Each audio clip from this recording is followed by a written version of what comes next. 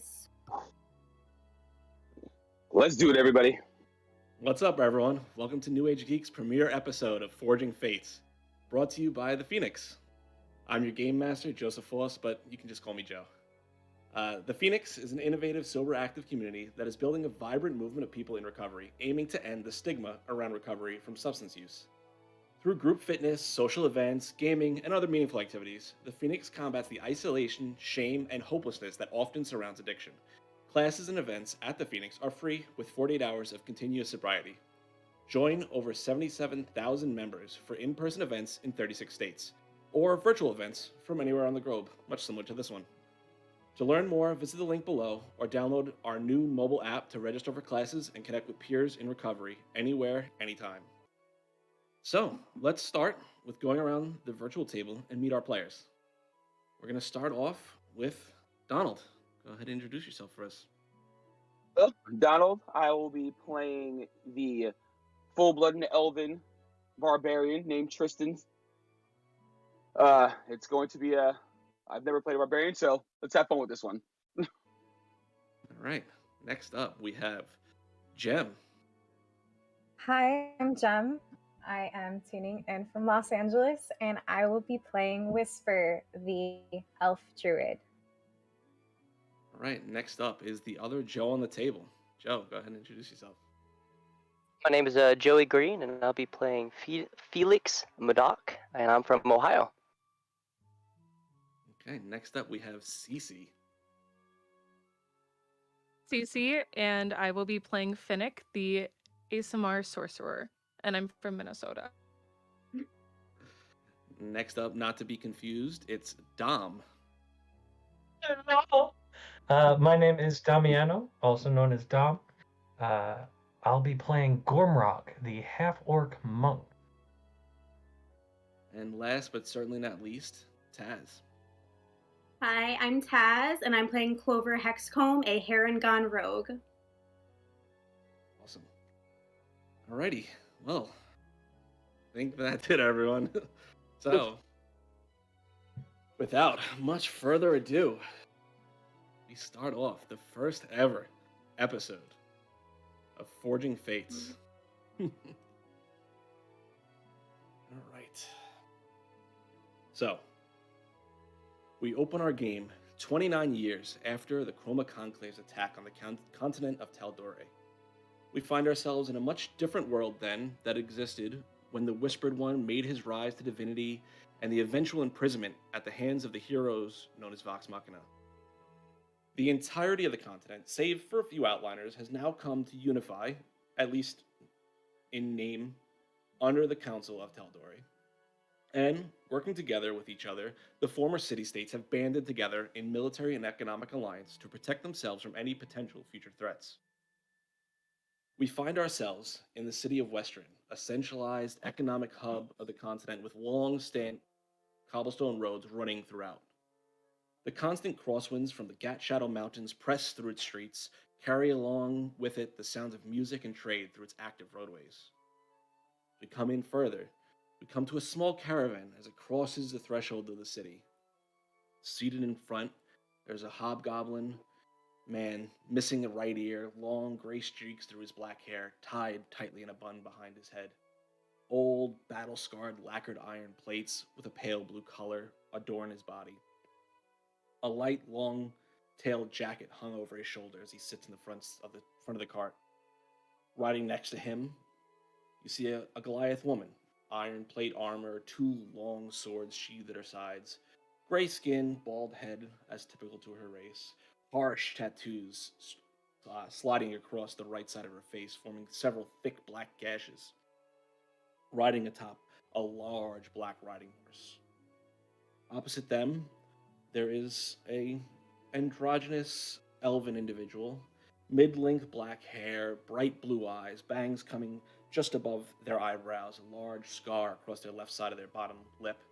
They wear brown leather armor with a green riding cloak, a long bow strapped to their back. And riding in that cart, we see the first of our adventurers. Cece, if you can go ahead and describe your character for us. you look at Finnick, she is a tall, feminine figure with a slimmer build. I'm currently dressed in a red blouse, brown pants with a black corset to cinch it in. I have very pale skin, and my face is framed by long black hair. I'm currently just laying atop the back of the cart, currently just staring at the sky. Okay, across from Finnick, there lies seated. Jem, if you can go ahead and describe your character for us. Sure. I don't think I'd be seated because I think as we come into the city, I'd be hanging out, trying to see everything in the city. You see a small, shorter than usual for an elf, red-haired elf. She's got red, ginger-colored hair, kind of shoulder length, but it's all over the place, really matted and messy. She's got leaves sticking out of her hair, and a feather, a blue and green iridescent feather draped over one of her ears. She's wearing a brown, like burlap kind of tunic thing that's all tattered and ripped up a little bit and very dirty. She's got like brown leather pants, ripped on the knees. She's looking kind of rough, but she is super excited as she comes and this cart is moving into the city. So you both sit in the back of the car. It kind of rumbles back and forth a little bit. Gall leans back and hollers back at the pair of you. Aye, I want you two to make your way over to Marie Lynn's. As I said, we'll meet you there. Me and Vula will drop off the shipment. We'll meet you there. Bick will show you the way. Okay. Do we get our coin now or later? I'll give it to you when you get to the inn. Okay. And as I sit up. as the cart kind of breaks that threshold into the city and rattles along the cobble streets, the sun is beginning to make its way down below the horizon, casting long shadows on the street as the buildings are covered in darkness. As you come up through the temple ward, the streets diverge in different ways, and Gall motions for you to hop out and points in the direction where you should head. How are we supposed to know where we're going again? Bick will show you. And the elven individual kind of angles their horse slightly and begins to trot down the road. I'll show you the way.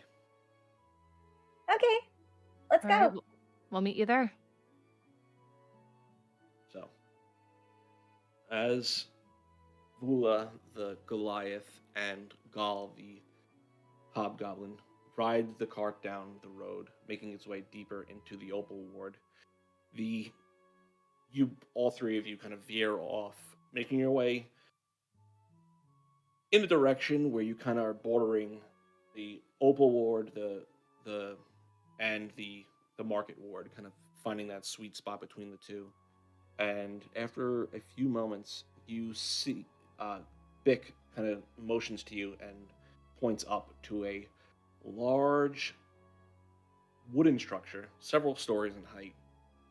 It is black, and it has this gold painting filigree style through the entirety of the building. And as you get closer to it, the smells emanating from the front kind of just instantly fill your nose, and you get the whiffs of citrus and berry and teas coming from it. And as you get closer, Bick jumps off their horse.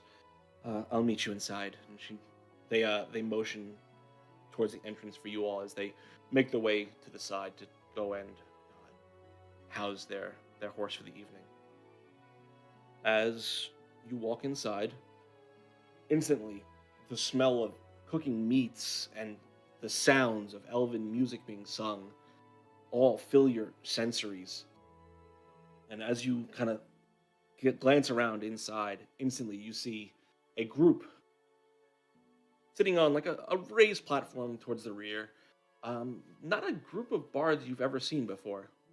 There are three very ratty-looking gnolls, but while two of them are playing instruments, the one is just singing in this surprisingly beautiful elvish voice, singing with these elven words.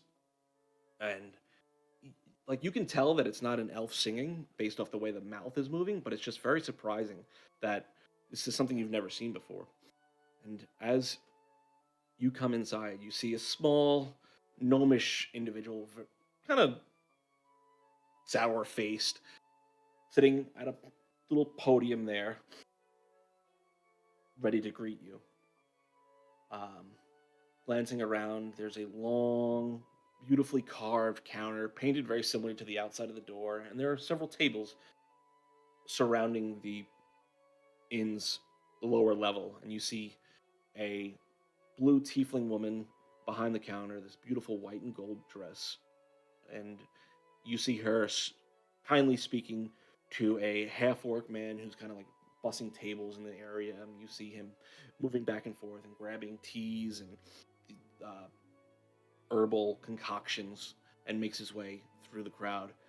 You see the blue tiefling woman speaking to someone in the back room, though you're not able to see him at this vantage point, and you see her kindly greeting everyone else in the establishment. But as you enter in, you are greeted by the gnomish individual. Yeah, what do you need? A table, please. I think there's... You have a reservation? How did you find out about this place? Not here. Gall and Vula. Oh, Gal. Kind of opens up this large book in front of him, kind of starts flipping through the pages. Gal. All right, I think you're a day early, but there's rooms reserved for you already. All right. What's your name? Fennec. Fennec. My name is Fennec. Okay. Whisper. And they make their way, motion for you to enter into the inn. As you enter in, the tiefling woman greets you politely. Good to see you. Welcome to Merlin's. How are you? Hungry. Just Hungry? glad to be off the cart. That's amazing. I'm so happy you joined us this evening. I will have someone come serve you a table. Just take any seat anywhere that you'd like. Is there a table big enough for the group of us? Looking around, you find a table off to the side a bit that's large enough where you all will be able to sit that is currently unoccupied. Okay. I'll just walk over to the table. Okay. So you take your seat. The smells and the sounds all kind of wash over you for a moment as you absorb everything that's happening in this moment. And what would you like to do? Well, Whisper said she's hungry, so could order some food. Maybe a tea or something. Did they say that they were going to come to us to take the order, or do we go to them? I've never been here, so I have no idea. We could flag someone down, I guess. As you And I raise your try. hand, that half-orc male that was making his way around makes his way over to you. Hello, my name's Danny. What can I get you today? What do you got?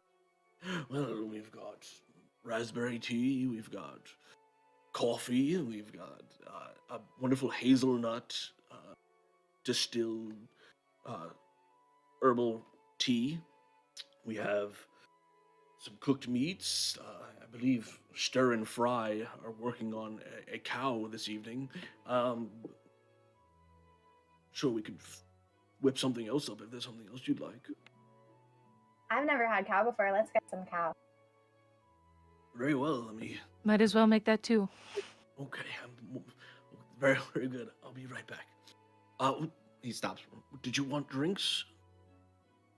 That raspberry tea sounded interesting. I'll try it. Okay. No, just me. Okay. Kind of makes his way off back to the kitchen to get the orders prepared.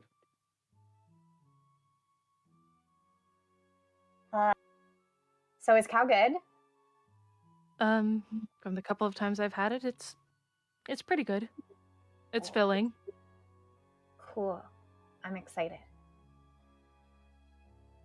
So, go ahead. If there's anything you want to do, this is the... Looking around the inn, what other kind of people am I seeing other than those gnoll bards? Sure.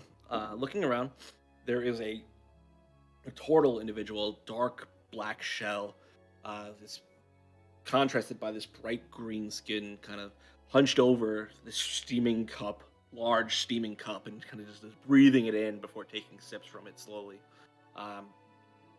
You see seated at the table, two other hobgoblin individuals, one male, one much more unisexually dressed, seem to be having some sort of heated discussion with each other. You see a drow woman, black and gold dress, kind of making her way downstairs and glancing around before making her way behind the counter for the inn and making her way to the back room. You see a goblin kind of poke their head out from the back room as well, look around, talk to the half-orc you now know whose name is Danny before disappearing back into the back room. Besides that, good mix of people. You do see a lot of the more what would be considered monstrous races that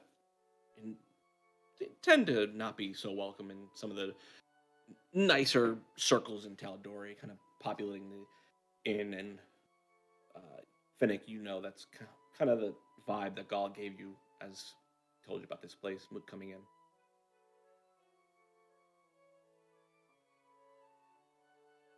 Just look at somebody and wonder what their story is. Like those two hobgoblins arguing. I don't know. What about you, Whisper? I'm not paying attention to anything. I'm like a kid sitting there, like super impatient. I'm like rocking back and forth, sitting on my hands, and just keep looking for the half orc. Back at, where's the food? Okay. Well, a few minutes pass, and eventually Bick makes their way back inside and notices you and then comes and takes a seat next to you all, kind of putting their bow down next to them on the, leaning against the like stool. Did you order yet? Oh, so you do speak. When I need to. Yeah, we ordered some beef, some cow. Did you order me anything? You can share mine. I'm not extremely hungry. What's your name? I don't think I before. Bick. It's a pleasure to meet you. Hi, I'm Whisper. Nice to meet you. Where are you from, Whisper? All over. All over? Still same answer, huh? Yeah. Very well. Fair enough. So, what are your plans once we finish this shipment, Finnick? Probably find another job to get me through town and probably afford a place to stay. Work for a little bit and then travel some more. Very well. As you kind of engage in a little bit of small talk, eventually Danny makes his way back, placing the tea in front of you, Finnick, and 2 orders of... It's like a chopped up skirt steak almost, with like this slathering of some thick brown gravy on top. Looks passable. Not terrible. Looks delicious. All right. I guess I'll just have a few bites and pass it over to Bick. As you eat it, surprisingly well tasting, despite its questionable appearance. But as you all start to engage in conversation, we are going to shift to our two friends, longtime friends, as Tristan and Gormrog make their way into Marie Lynn's. Tristan, if you can go ahead and describe yourself as you enter into Marie Lynn's. So walking in, you see a tall, about 5, not too tall, about 5'9", 6-foot-ish elf, long black hair, very straight, with an open sleeveless shirt, very very lean physique, very cut, ripped, bigger than the average full-blooded elf that most people are normal to seeing. Definitely just like an oddly bigger elf than normal. Has carrying a very like a katana-ish, very exaggerated long katana on his side, and walking in, and as walks in, his hair goes back and just goes, Gormy, are we done for the day, or can I go relax? So what are you talking about? We literally just got here. Every day, always the same. And just walk through. Yeah, that's what a job is. It's every day, same thing. You gotta do the job. The walk with the hand wave. Gormrog, as you enter in to Marie Lynn's, you go ahead and describe yourself for us. Gormrog is about 6'2", 200 pounds, lean but muscular. He's got short, black, spiky hair in a mohawk, and it's shaved on the side. He's got 4 tusks, 2 big ones on the outside, 2 small ones on the inside. Brown eyes, small, wide nose, and a scar going down his left cheek and eye. Wrist to shoulder, he's got golden flame motifs tattooed along his arms, both of them. And around his collarbone is a tribal band that sort of resembles the outline of a gear. Other than that, he's in a sleeveless tank and trousers. Okay. As the pair of you make your way in, instantly, Seamus kind of looks at the pair of you. Where were you two all day? What do you mean, where were we? Don't ask me. Him with the damn book learning. I gotta go get ready. We was at the Cobalt Reserve, and then we had to come here and talk to Marie Lynn about the fact that there was a whole bunch of spiders in the alleyway. You ever see spiders big enough to eat a cat? I mean, myself, no. That's kind of fucking strange, but I mean, that sounds like a you problem, not a me problem. That's why I wasn't here, because it's a me problem, and I was dealing with my me problem. All right. Well, Marie Lynn, you know her. She was asking about you because she ain't seen you all day. Yeah, well, we just talked to her. It's fine. All right. So, what are you doing here now? What do you mean, what am I doing here now? What do I always do here now? I cook here. You think stir and fry can reach the pots and pans up top? I don't think so. They try really hard. Yeah, when they stand on top of each other. They do the thing. They stand on each other's shoulders. And then they drop everything. I mean, you know how often I had to clean up that mess? All right, well, that sounds like a you problem. It is a me problem. Let me go deal with my me problem. All right. What are we cooking today? Go on. Meat. I think there's some sort of steak they were cooking. Oh. Getting fancy with these cows now. All right.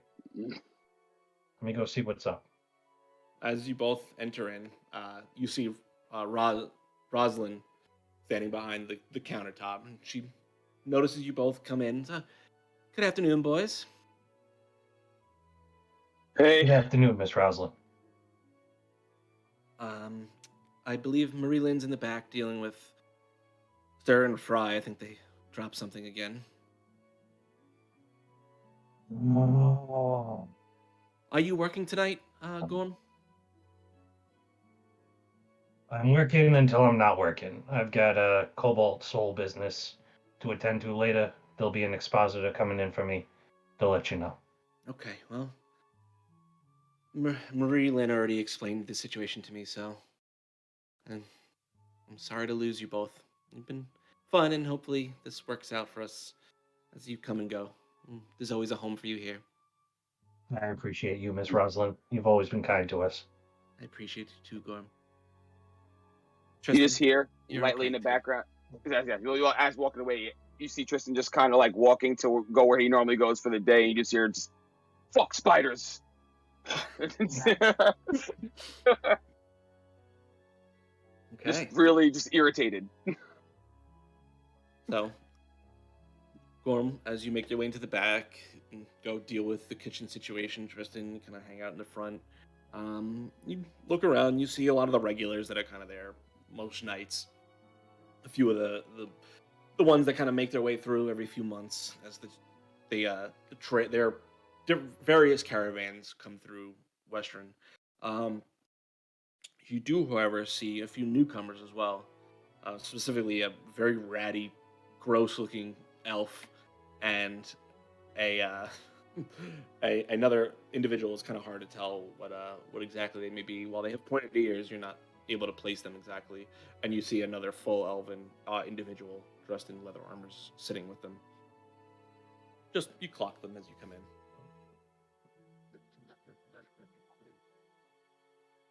Hey, Miss Roslyn. Yes. Who's the adventuring types over there? Oh, from what Seamus told me, they're with Gal. I don't know if you remember him, the hobgoblin gentleman. Is that the guy with the red face? Yeah, I mean that's typically what the hobgoblins have. Yeah. But he's a nice. No, he's I don't nice. remember him. They're working with him. He's the one who's missing the right ear. Oh, that guy. All right. Yeah. But they said they're with him, so I'm sure he'll be making his way here shortly. They starting a job or they finishing one? Do you know? I didn't ask, actually. But if they're working for Gal and they're here, I would assume probably finishing it up.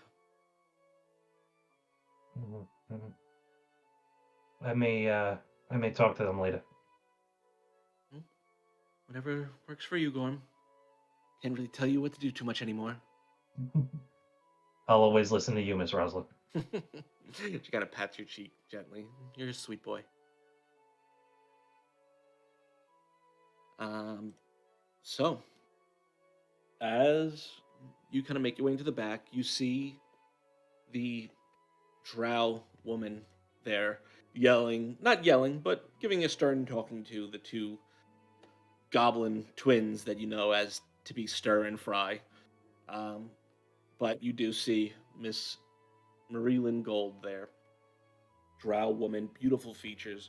Even for a drow, her hair is stark white with age and tied and ponytailed into a tight bun behind her head. She wears a beautiful black and gold dress that she typically wears when she is working at night. But you see her standing there, kind of instructing them to stop dropping shit. Gormrug, it's good to see you again. You too, boss. Boys. What are you dropping now? Ain't drop it, he dropped it. You think I dropped it? I didn't drop it, you dropped it.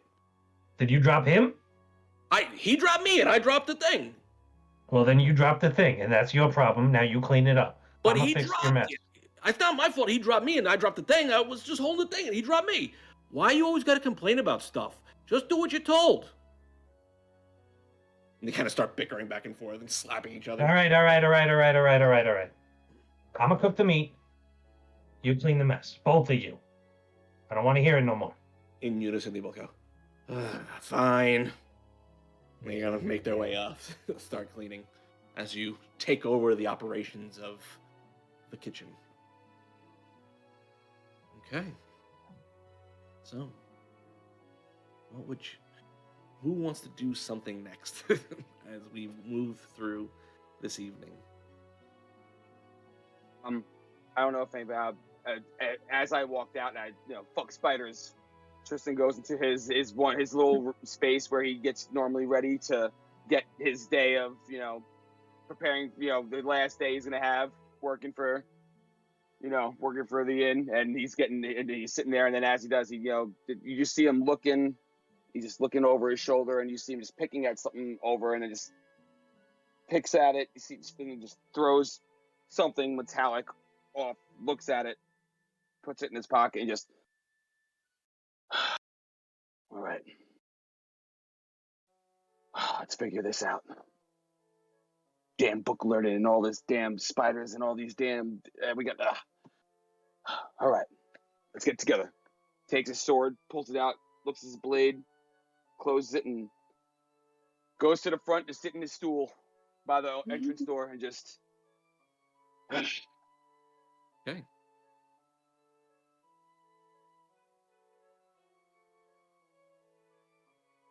Whisper or Finnick, anything you want to do in the interim? Okay, I'm just saying, Bick, did you see how Vula was looking at Gaul last night? I don't know if it was admiration or admiration. I mean, when two people are on the road for a long time, these things just kind of happen naturally sometimes. I don't. No, but I'm gonna say she doesn't usually ride that close to the cart. We don't talk about it. We just let them do their own thing, and just because they happen to sometimes wind up in the same room in the morning, we don't ask questions. We don't acknowledge it. We just move on. Well, they're not here now, so that's why I acknowledged it in the first place. That cart has to get dropped off and emptied. So, I mean, that's going to take them a while. If you know what I mean. But they have people to help. You know what? I'm just going to steal a piece of food off of Vic's plate. They don't stop you at all. And kind of just happy. They end up ordering themselves the that hazelnut kind of like coffee thing, and as it comes to the table, it smells like a wonderful chocolatey hazelnut scent, and it just tickles the inside of your nose. It actually smells really good, and there's this light cream kind of froth on top. It's pretty nice. What about the raspberry tea I tried? It's good. It's very sweet, and it has this wonderful finish to it. And you're not sure if maybe there's honey in it, but it's this wonderful like dynamic of flavors. It's quite nice. All right. Gem, the meat is amazing. I'm finishing up my plate. I've got like gravy on the side of my face, like on my tunic. And as I finish up my plate, I'm just gonna scoot it to the side and dig in my backpack for this little tattered notebook. And pull out this little tattered notebook and whatever I have for a writing utensil. And I'm going to be scribbling something in this notebook as soon as I finish eating. Gonna sort of peek over at the notebook. You will see real rough handwriting in common, but you'll see cow and then the number 7 right next to it. All right. So, going to pull back again. And as the two near siblings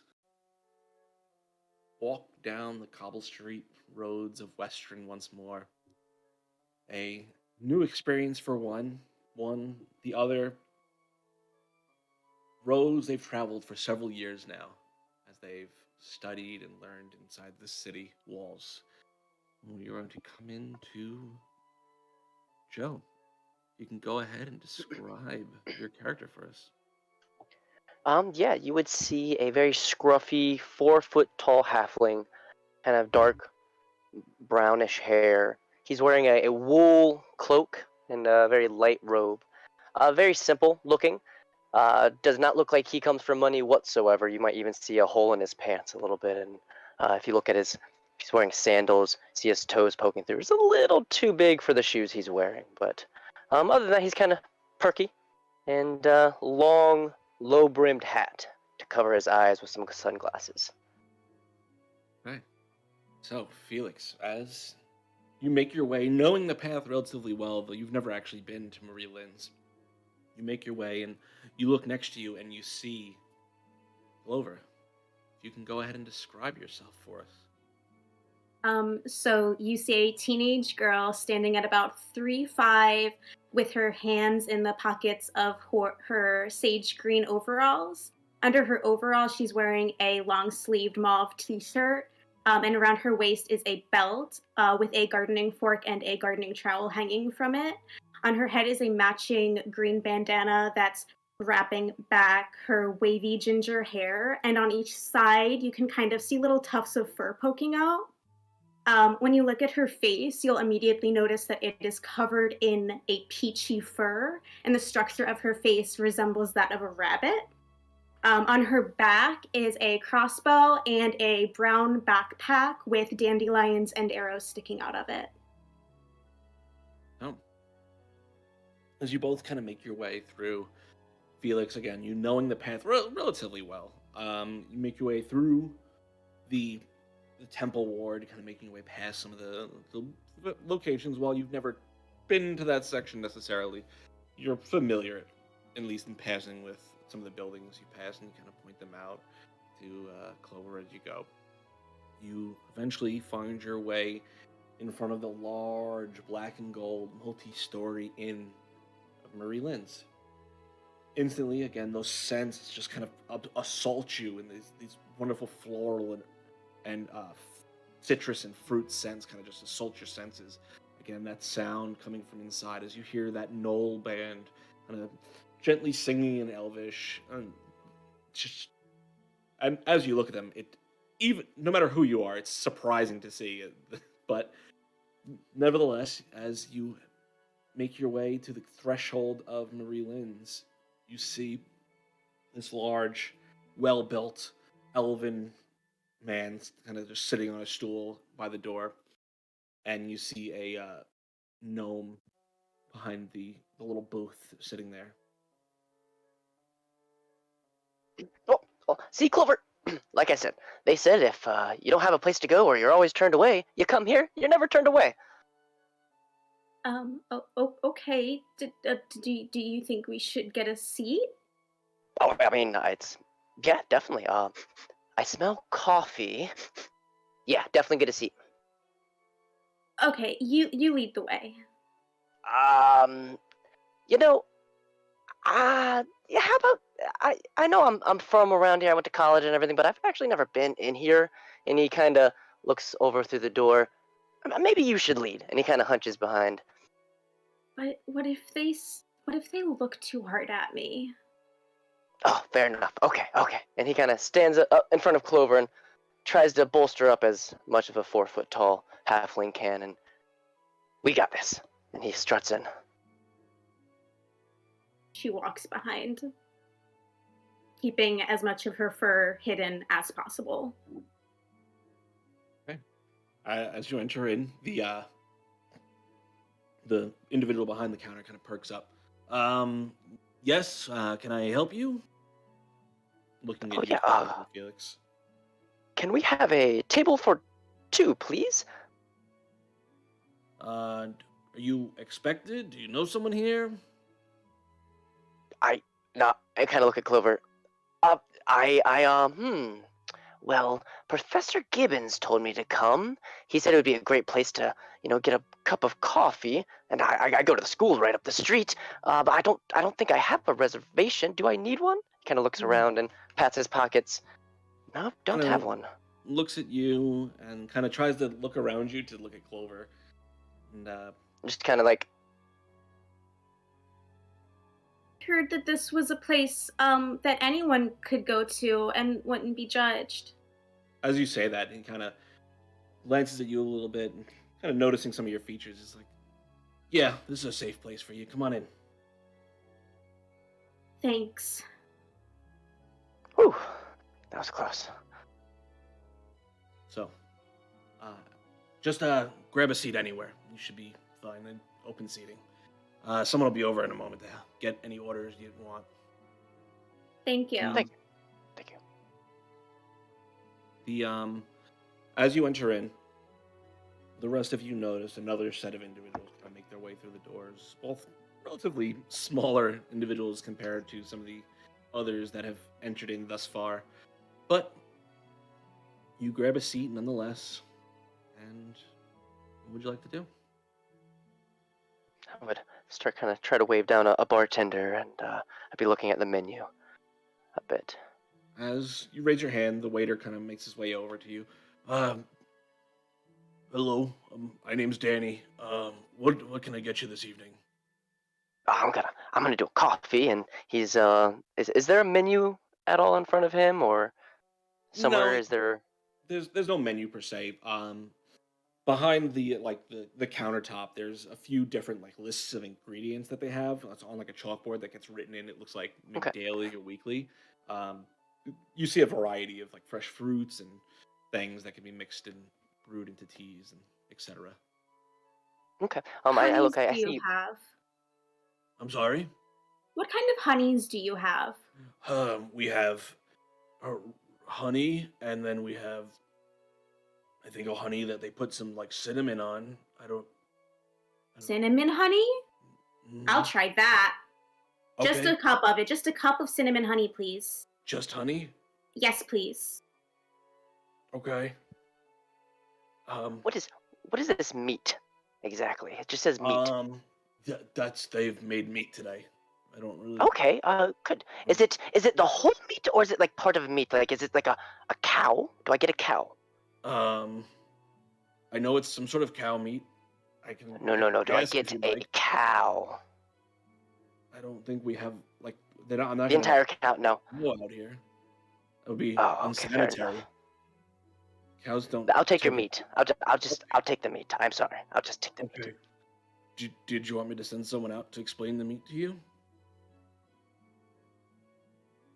Honestly, yes. I would love. I really want to know, and coffee too. Okay. Please. Coffee, cinnamon, honey, just the honey, Just the honey. and meat. Okay. Kind of makes his way. Clover, do you really think it's gonna be a whole cow? I hope it's a whole cow. That'd be I don't- fascinating. Do you think that you could eat a whole cow? Is that a challenge, Clover? I wasn't, but I guess it could be. I think we're gonna have to eat a whole cow. He I'm slams not the eating a table whole a bit. cow. Okay, well, I guess we're not eating a whole cow then. I don't think I can eat a whole cow by myself. Your brother wouldn't want you to waste food. I'm just saying. Lyndon is don't- always about, saving food. I don't eat meat. I've been gone for so long. So much has changed. I'm so sorry. I'm pretty sure I wrote you that in a letter when it happened. But Yes, a lot of those. I forgive you. Yes, a lot of those letters I might have read late at night while I was studying, and some of them got caught on fire. Don't ask why. I kind of want to know why my letters caught on fire. Anyways, what a beautiful bar! And he's just like rubbing the bar. This is beautiful. Is it wood? What type of bar is this exactly? The countertop for the counter is made. It's again painted black, but as you look under it, it looks like it's some sort of like rich dark mahogany that's been stained almost in this black with this like carved and used into it as beautiful gold stylings. And Yes, you don't see this in Stillben. You see the blue tiefling woman kind of standing behind the countertop, watching you as you examine her workspace. Hello, my name is Rosalind Temp. It's a pleasure to meet you. She holds her hand out. Oh, hi. I'm still kind of lower to the bar. Yeah, beautiful bar. I'm sorry, I couldn't help but admire the. We don't see this in Stillben very often. Well, I'm happy you were able to join us here. Oh, I'm really here for Clover. It was her birthday, and I heard this was a great place to come and get a coffee, so I thought, bring a friend. Well, we are happy to have you. It's a pleasure to meet you, dear. As I've said, my name is Rosalind.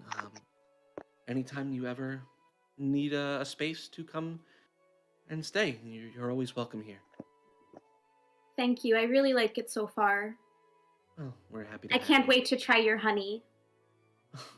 I'm glad. We have a beekeeping space up on the roof that they kind of just all have. We've cultivated this wonderful bee Wow. space. I would love to see that sometime. Oh, if you're still here in the morning, we're more than happy to show you. Oh, absolutely. I'll remember that. Can't wait. Oh, fantastic. Gormrog, as you're cooking in the back, Danny kind of makes his way back and Gorm, someone wants to know about meat that you're cooking tonight. They wanted to know what it is, if it's like a whole cow. I didn't think so. That didn't sound right to me. Because why would we bring like a whole cow out? It seems like a lot for someone, especially like someone really small like him. How small are we talking? Like this small? He kind of holds his hand out. Danny, that's like 4 feet. Who's gonna eat an entire cow if they're 4 feet? It seems strange to me too. Yeah, no. Well, hang on. Is he gonna pay for the whole cow? I didn't ask. Do you want me to ask if he wants to pay for the whole cow? I'm not making a whole cow for anybody. I don't care how much they pay. That's a lot of cooking, all right? The answer's no. Okay. I think he still wanted to know like how you're preparing it though. I didn't. How does he want it prepared? I don't know. He's right there. You can talk to him. All right, Danny, I'll come in with you. Okay. You both kind of exit the kitchen.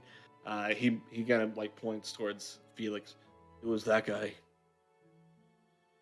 Hey, how you doing? My name's Gormrog. It's the same forwards and backwards. Easy to remember. Gormrog. Oh, nice to meet you, Gormrog. It's Felix. Dr. Felix, if you want to be, oh, yeah. Dr. Felix, okay. You want a whole cow? Is that what I heard? No, he just points. It says meat, and then I also see cow, and I see vegetables, and I was wondering, do I get a cow? Cow is the type of meat. I'm not making you an entire cow. I'll be in the kitchen all day, and we got stuff to do. We got places to go, people to see. Yes. Good. Could you cook up? Do you have what part of the cow exactly? Is it? It's up to you, my friend. Here in the back, here by the door on the stairs. It's damn meat. Just order your food. I'm so glad he brought that point up. Meat. What type of meat is this cow exactly? Felix, and you see, you're gonna get us kicked out. I just want to know what I'm putting in my. Oh, fine. Cow, meat, whatever. Put it on the plate. I will eat the meat. Forgive me. This is a weird question. Yes. Not you. Oh. Are you a rabbit? I'm a halfling. Halfling. My apologies. We don't discriminate here. I've just never seen a halfling that looked like you. You're beautiful. I'm happy to serve you. What do you like to eat? I just wanted a cup of honey. You got it, darling. A cup of honey coming right up. Thanks. Now we got small, medium, and large. Which would you prefer? I just want a small cup of cinnamon honey. Cinnamon honey, an excellent choice. And sir, your cow is considered beef, right? Now we can grind it up, we can cut it into steak flanks. It's entirely up to you. I'll do that for you. I'm not cooking the whole cow though. Okay, I'm gonna be honest with you. I have nothing. I have no idea what you just said. So it smells delicious, and I wish you the best behind the stove, my good friend. Beautiful, beautiful bar, by the way. Would I Can't hear wait to any eat this of this meat. going on? Oh yeah, it's while it's a large building, it's not particularly loud, and it's easy enough for you to have heard this entirety of this conversation. Is he being serious? As I lean towards Beck. Vic kind of just like brings up the tea, their like hazelnut drink. I think so. Lean back So over interesting. towards Whisper. What do you think? Kind of odd. He looks a little small to eat a whole cow. I don't know anybody big enough to eat a whole cow. At least personally. I'm almost down for the challenge, though. Can I hear this conversation?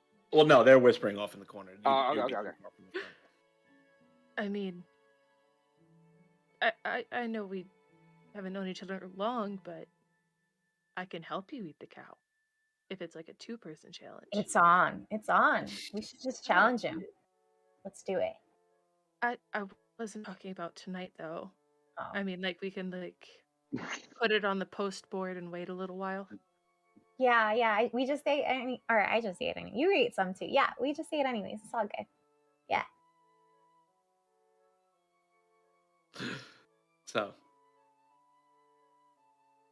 as the night begins to carry on, your Clover and Felix, you're quickly brought your cinnamon honey with like a little baby spoon for you to taste it out with, and eventually, Felix, you are served some sort of meat concoction. It's a New York strip steak, the dry rub, bone in, but cooked just this side of medium rare. Excuse me, sir. What's in New York? Is that a type of cow? I've asked this Clover. It's a type He of doesn't cut. want to tell us. The York cut is a specific direction. The New York cut is another direction. It goes laterally instead of vertically. Oh, okay. I'm a vegetarian. I don't know. Thank you. You're welcome. I have a great idea then. Can we have the New York cut in a strawberry, please? Or a watermelon, a New York cut watermelon, actually. Beautiful. I love that. That sounds really nice. We can do fruit, we can do vegetables, we can do whatever you'd like. It must be We've the got New our York own cut, garden though. out back. Really? You guys have serve whatever you guys have bees and a garden. Felix, I love it here. I told you. It's almost like home. I've never heard of a New York cut of carrot before. This place is mad We can genius. grill it up for you too. You ever have grilled carrots? Oh my goodness. I'll take it. I get you. I'm a little disappointed not getting a whole cow, but we'll talk about that later. But this food is delicious. And he starts eating, like, real fast, immediately after saying that. You can go grill up some carrots. Okay. So, laterally cut. Okay. Easy enough for you. You end up cutting up your carrots, serving them these New York style carrots. What does the rest of you want to do? Are there any like post boards actually around Maryland's? Something for you to write on? Or like for like job postings or you don't necessarily see like a post board, but you get the sense that the way Rosalind's kind of been standing behind the counter the entire time, that if there's someone to ask, it would be probably her. Okay. I'm just gonna politely ask Vic to. Is it? I don't know. I'm just gonna stand up and be like, I'll be right back. I didn't know if we were in like a booth or at like a seated table, so I didn't know if I was stuck in the middle and had to like. It's easy enough for you to get up. Okay. And I'll walk over and just say, I know I just got here, but do you have any jobs at all? Oh, well, it's what kind of job are you looking for? Because I'm actually going to be in need of a security guard and a cook in the next day or two. As long as it pays, I'm willing to do it. Oh, well. Can you cook, or can you... I can protect things better than I can cook. That's Okay. I think that says a lot. Oh, well, okay, very well. What's your name, dear? Fennec. Fennec. Hi, Fennec. Rosalind Temp. It's a pleasure to meet you. And you as well. Was it a temporary thing that you're going to be doing with Gal? Just so I know, because I don't want him to come in and think I'm scalping his employee. just between us, as charming as he is, I will wait before. And also, I was like kind of just needing to travel. So, I guess 2 birds, 1 stone. Okay, well, why don't you come back tomorrow morning and we'll discuss things and see if there's a space for you here. Okay. I will pop up right behind you. And I'm like, hey, what you doing? Just talking about jobs. Job? What kind of jobs? Yeah. Well, she mentioned cook or security guard, and I figured I'd already have experience in one of those, so... Can I get a 2? And I turn towards Rosalind. Can you cook? I want to learn. Okay.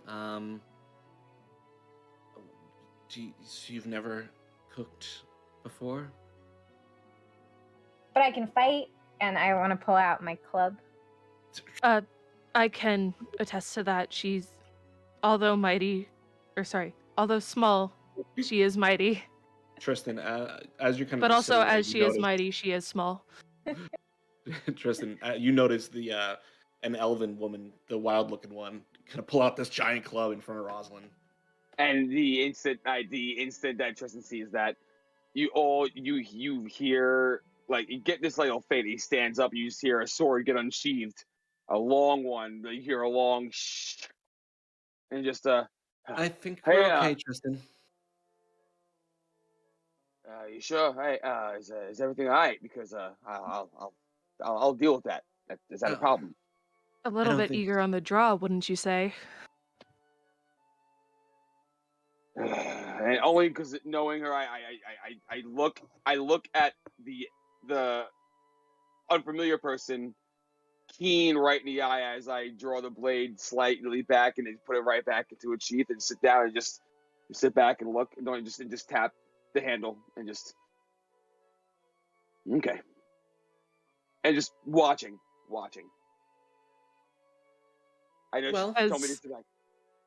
As you look into her eyes, as they're like a silverish in color, you just see a little like glint of like a golden like flash.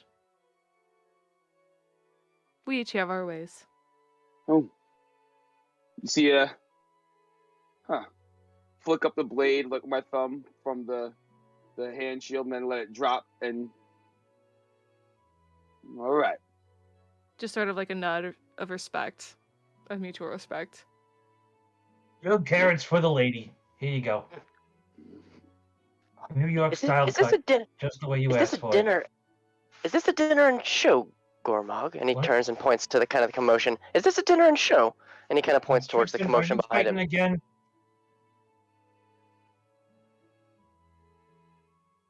I didn't know if it was extra.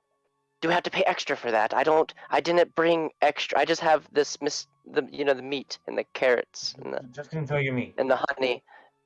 Thank you. Clover's gonna drizzle her honey over the carrots and then hand one to Gormrog. You should try this. Yeah, I don't mind if I do. All right, yeah. I am one heck of a cook. All right, yeah. That's what I'm talking about. When you see her go to hand Gormog that, you just see a slight flinch from Tristan. Like a quick, and then he just sits back again. I go to high Oh, five. I put up a high five. Yeah, Gorman, you like your food? Yeah.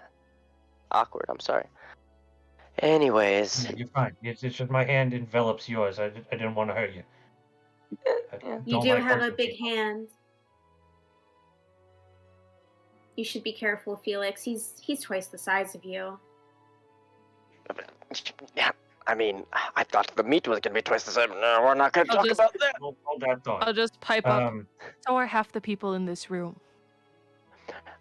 What are you? ladies, What are you trying to say? Are we shortest around here? please put the club away. And did I hear somebody mention work? Work. Sheepishly putting my hand up. I'm putting the club away. Come here. Now, I'm sure, Miss Roslyn, you've told them that we are leaving and you are looking for employees. Yes, of course I have. Where are you going?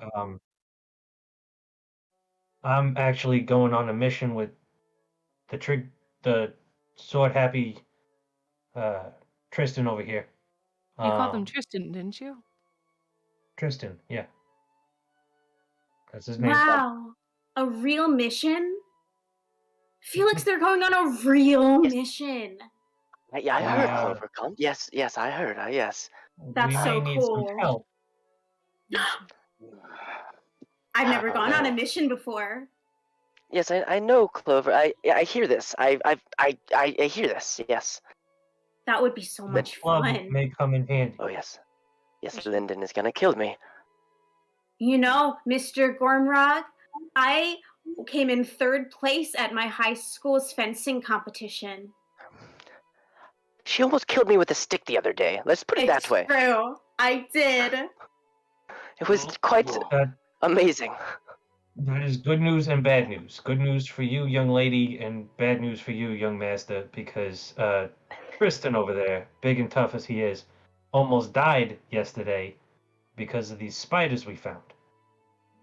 Now, we took out the ones that had enveloped an entire alley in spider webs, but there's more in the sewers. Interesting. You know, Spiders. spiders are more scared of you than you are of them. I sincerely doubt that. Not until you fight the ones I. Ah, shit. So this job, if you could call it that. You want us to be exterminators? I'm sorry, I sort of lost myself for a second. This job was the spiders, or The job is finishing off the spiders in the sewers that will come back and potentially eat people instead of the small animals that they've been eating. Why exactly is a restaurant dealing with this? Oh, they're not. That's why I'm leaving the restaurant, because I'm also working for the Cobalt Soul. Oh, makes a lot of sense. Okay. okay. I mean, if I pull out my club again. Not in here, please. Not in here. No, it is actually necessary, and I move over the meat. Can you pound this a little bit? Need some tenderizing. oh, please don't. I'm just kidding. It was delicious. It was a joke. Start eating again. He's That's very wonderful. funny I'm once sorry. you get to know him. Just the audacity Sure. of this 4-foot creature is mind-blowing. Okay, so as you all begin to engage, Tristan, you hear this first. You hear a man shouting from the surrounding area, and it kind of reaches your ears, you being up front most. And eventually, you see a man, an older man, dark brown skin, kind of running back and forth. Help me! Someone help! Someone, please! I don't know. I can't find my daughter. She went out. Help me, somebody!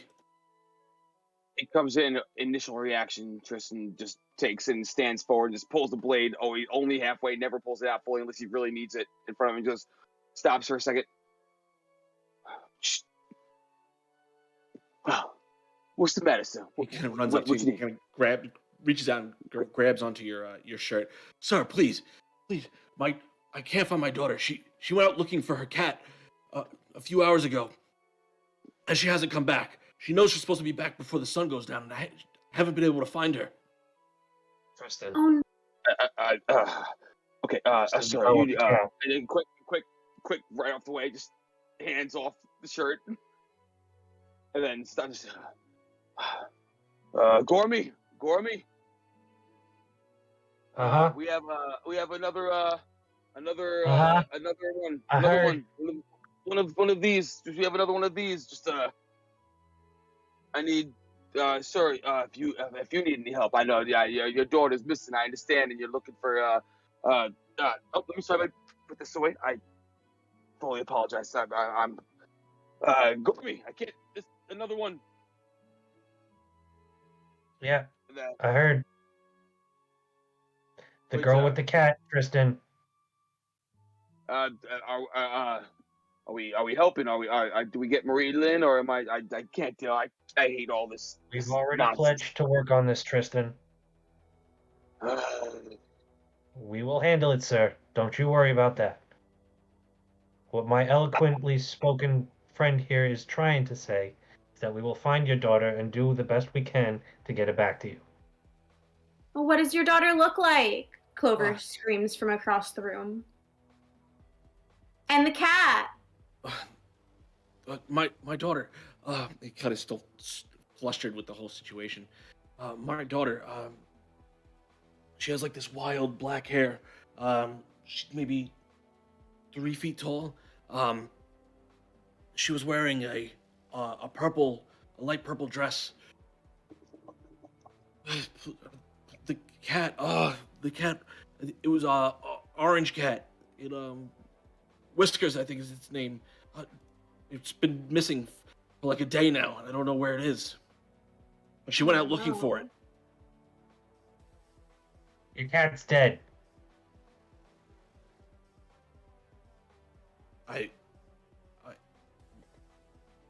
How do you know that? I killed the spider that killed the cat. What about my daughter? Did you... We'll find her, sir. Please help me. Miss Roslyn. I understand. Please take care of this man. I will. Don't worry. I'll take care of him. And she moves and starts pouring a cup of tea, and kind of comes out from behind the counter and kind of motions him to sit down before placing the tea in front of him, kind of rubbing his back gently. It's gonna be okay. Gorm and Tristan will do their best. They're amazing young men, and they will make sure to help and find your daughter for you. Clover is going to grab onto Felix's arm. Felix, we have to help. It's a girl missing. We have to help her. Yes. Sir Gormrog, or Gormy, as I just saw your friend call you. Do you mind, Gormy? I do, actually. Okay, Mr. Yes, sir. Anyways, I can't in good faith let you go about this alone. Somebody lost must be found, and we are quite good at finding people. I think we've never actually done it before, but we are going to try. Well, he found me. I think, I don't know if that's true or not. I just know that we're not lost yet. Or have we been lost this? Never mind. We must focus. The little girl is in danger. Yeah, let's go help. Yes. The one with the big club. Post. Yes. Seamus. Yeah. Has the expositor from the Cobalt Soul shown up yet? Nope. When they get here, tell them we're going to be in the alley 3 blocks that way, 2 blocks that way. 2 blocks that way, 3 blocks that way? On the way around. Seamus, Okay. Write it down. All right. I'm going to start scribbling. This is like the whole cow situation all over again. As you do that, you see Tristan as he's saying that gets real serious and points his sword as he's saying that to like do it, and gets very serious out of nowhere. All right. I got it. I got it, Tristan. Don't worry. Let me write it down. Tell him in the sewers. In the sewers. Thank you. If you all are done eating and are ready to go, Tristan, you don't get to eat. We should head out as soon as possible to find this little girl. Let's go. Yes, I agree. I apologize if I haven't introduced Nellicron. My name is Felix. Good to meet you. This is my friend, and he looks. I don't want to introduce you myself.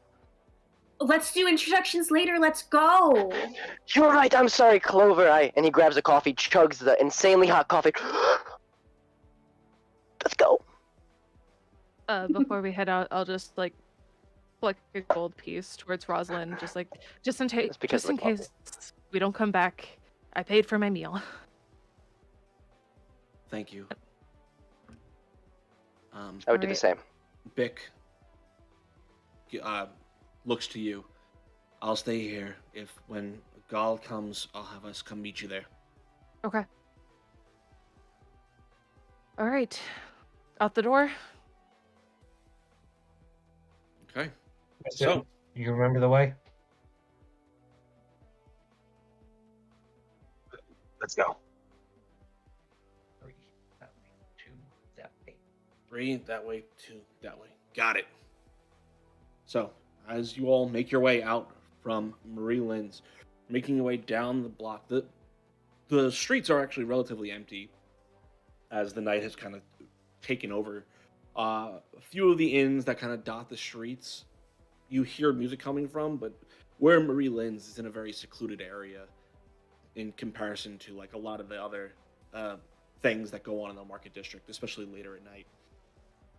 So the 6 of you dash down the street, following Gormrog and Tristan's negotiations through the alleyways, and eventually you come upon an alley that is filled with cobwebs, a little aged now, as it looks like something has kind of cleared out a few of them.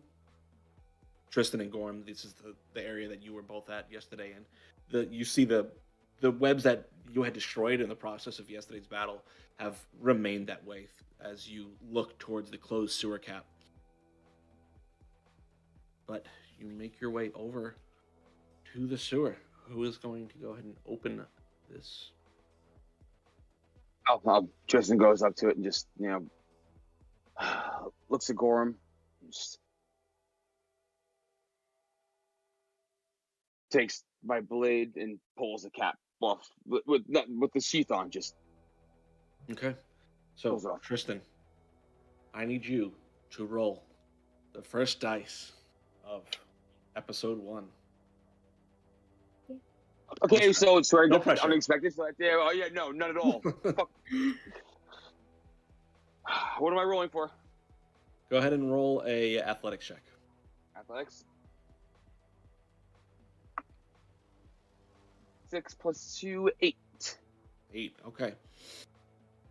It's not particularly difficult, but as you wedge the sheath of your blade in there and kind of start to pry, you struggle a bit, and it takes a little bit, but eventually you pry it off to the side, and opening up the top. It's a little embarrassing, but it feels like it was nothing.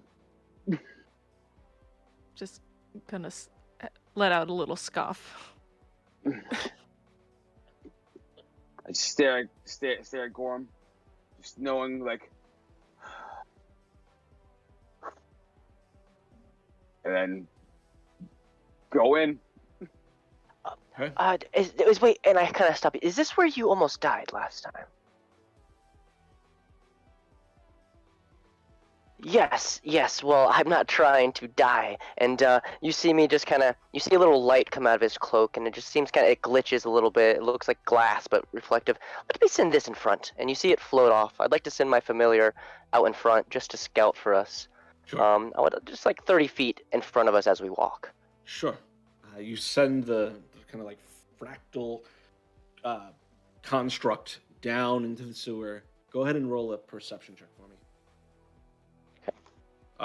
with the fractals perception. Okay. Does it have dark vision? It is an owl, so no. Okay.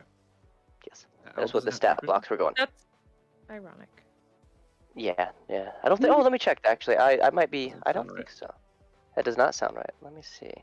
Do. I don't think it really matters because that is a 7. Okay. As you look through the eyes of your familiar, and try and gain a look around the space, you only are able to see maybe with 5 feet from the surrounding area. It is very dark, and all you see is like webs arching down across the different angles in that whole space.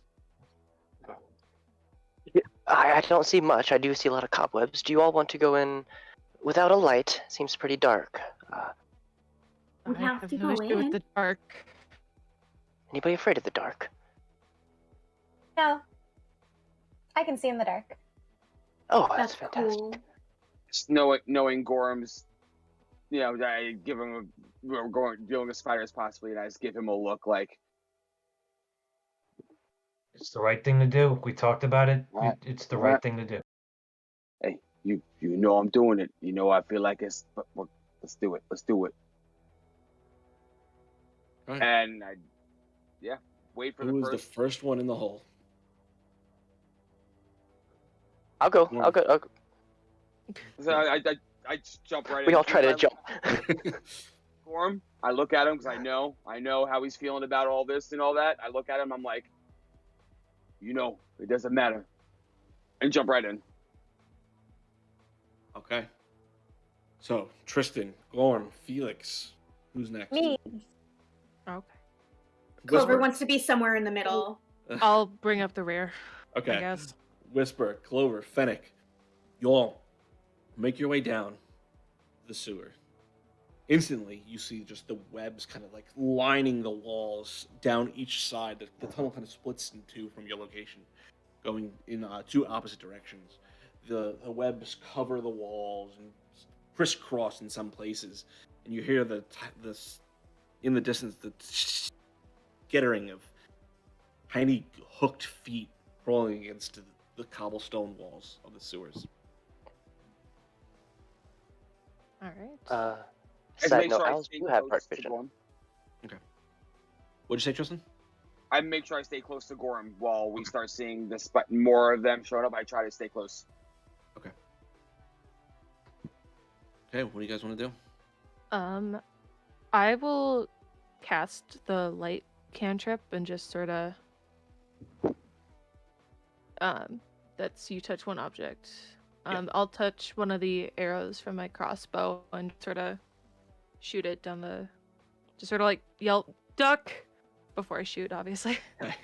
So as you cast onto the arrowhead, it just illuminates in this light, and you just fire it off down, and you see as it flies through, just it illuminates webs as it goes, and you see No, not ducks. Spider. you see shadows shift as the light comes and passes through them, as these palm-sized spiders kind of like creep against the wall and react to the light before it sticks into the stone. About what's the range on your crossbow? Range is Should be like 80. 300 feet. 80. No, 80 feet. 80 feet. Oh. It sticks into the stone, kind of just angled there, illuminating the space around it. So, anybody afraid of spiders? I'm looking at Tristan's back as we're walking forward. You don't see? No, I'm fine. I get a little twinge, but looking back, but Tristan looks fine. Fair enough. I don't prefer the tiny ones. The big ones are fine. How big? As long as they can't crawl into my ear. Why did you have to say that? I'm sorry, Clover, but it's the truth. And, just cover your... Actually, don't do that. Keep your hands up. Defensive. Lyndon would hate me. Yes, hands up. Fighting stance. Good. Yes. I don't know why I'm telling you that. I know nothing. So, which do you want to go, north or south? Whichever Tristan was way leading, I I would have shot the arrow. guessed. Wouldn't have made it. I would have walked in a Which different way would you direction. have shot the arrow, Finnick? Well, I would. I guess it depends on which way everybody went in, but I'm just gonna go with north. That's the way I shot. I was guessing. Okay. So, what is the marching order here? I'm in the back. I will take the very front. I'll be right behind you. Clover is staying as close to Whisper as possible because she heard that she has dark vision, and Clover does not. And I would be right in front of Clover. Or behind. Well, yeah. Yeah, it'd be behind you. I'll stand in the back with Finnick. Okay.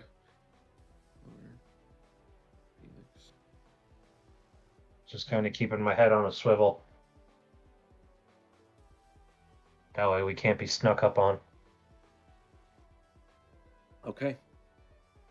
So, as you all begin to make your way through this tunnel, stepping through the slight bits of water that kind of come through the bottom, pushing through some of the cobwebs as they crisscross in front of you.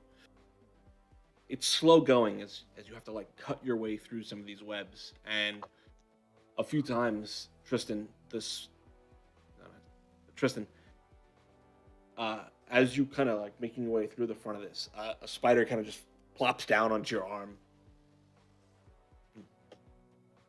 Is it an attack or is it just there? But it lands on your arm and goes and kind of crawls up and gets ready to bite you. Okay, so do I attack it or is it attack me first? Easy enough. You just brush it off if that's what you want to do. Yeah. I need someone who wants to roll a perception check to try and get an idea of where it seems like these spiders. I will. I have a good perception. Okay, go ahead and roll a perception check for me. Oh, that was a 26. Awesome. Okay. It's a nat 19. Nice. Damn. Nice. So, as you kind of like let your ears perk up a bit, you listen to the darkness around you as the footfalls are sloshing through. You hear the chittering of the shadows in front of you. And as you come up to the first kind of junction, you listen one way, listen the other. You think to the right, you think you hear a little bit more noise than the left-hand side. I hear a lot of movement this way. Do you think we should go this way? I don't hear anything that side. Clover is very good with her ears. I remember once we tracked a rabbit for like miles. Yeah. Okay. Okay, so as you kind of make your way to the right alley, again, those webs start to get really much thicker as you go through the darkness. Tristan, you being the front, I need you to roll an athletics check as you try to like slice your way through these webs as they start to thicken.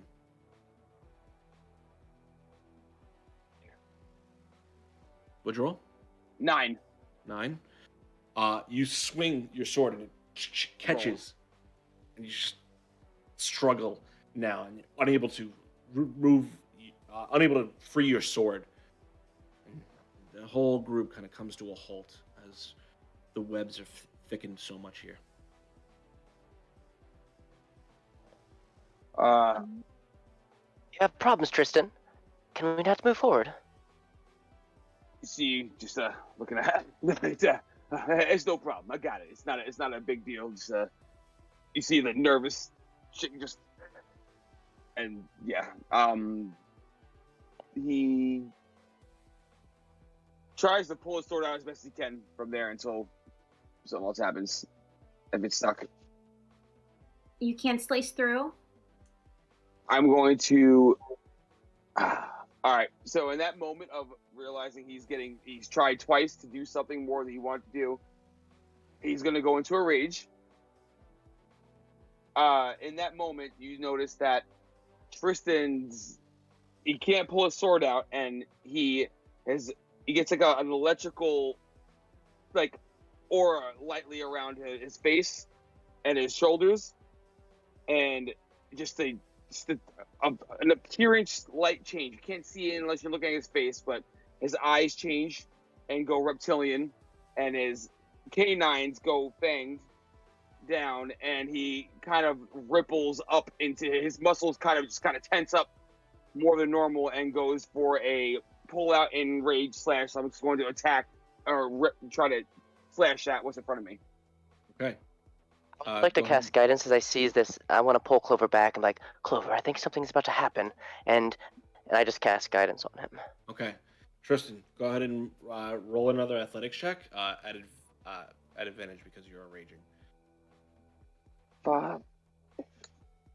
Oh my god, I cannot roll. Add a d4 if you need as well, because you have guidance. That might help, depending on how low it is. Hopefully, it's a little bit. It might. Let's see. Nope. 9. So 13. I haven't rolled higher than a 6. Okay. Yes. So the sword is firmly stuck, and as you try and pull, you see the entire web work vibrate with each movement you do, and you hear as large masses begin to make their way through the webs around you. Hey, you non-martial types, especially you, sir. Any of you know how to fire? You know fire? Yes. I need everybody to duck again.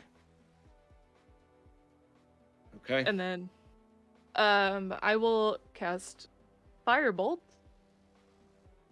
And just send it straight. Obviously avoiding Tristan the best I can. Go ahead and, I'll take half damage. Go for it. Go ahead and just roll a d20. Roll an attack for me to see, like... Okay, an attack? Yeah. 19. Okay, easy enough. You shoot the firebolt, and it hits the webbings that surrounds his sword, and the flames kind of burn up the side of the blade, freeing your sword, Tristan. But as those flames pull away, you see 2 large masses of spiders moving their way through the shadows. I need all of you to roll for initiative. Yeah! Bad idea. See if I can roll higher than 10. Bad idea. 11 to 13, still not great.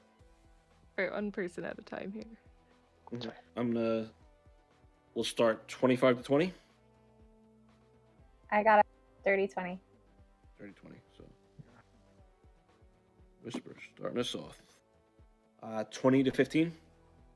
19 for Felix. Okay. 15 to 10. I got a 14. 13. Okay. 10 to 5. 9. 9? Okay. Oh no. Gormy. Cross the lines. Finnick, what did you roll? 4. Oh. 4? Big oof. What's your dex? My dex is 14, so +2. Okay. So rolled better than me on the spider, so. Good. Alrighty.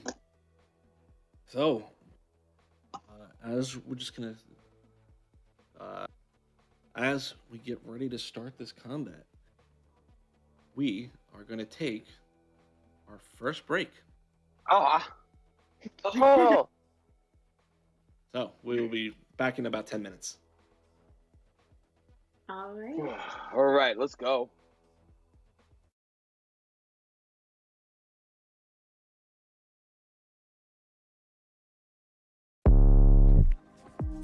Look at the increase in drug and alcohol use over the last 15 months. We see an increase in overdose fatalities by almost 30%, and the same for suicides and deaths of despair.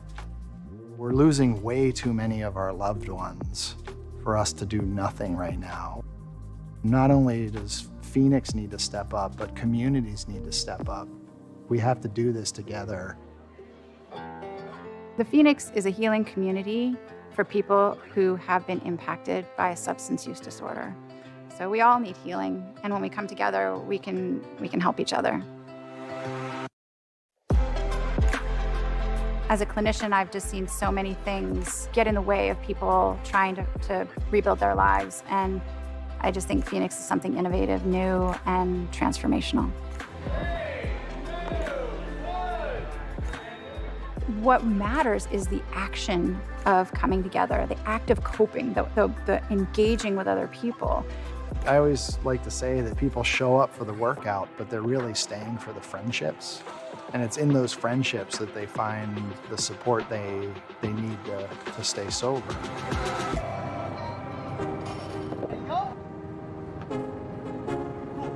Early on in the Phoenix, we really focused on physical activity, adventure sports.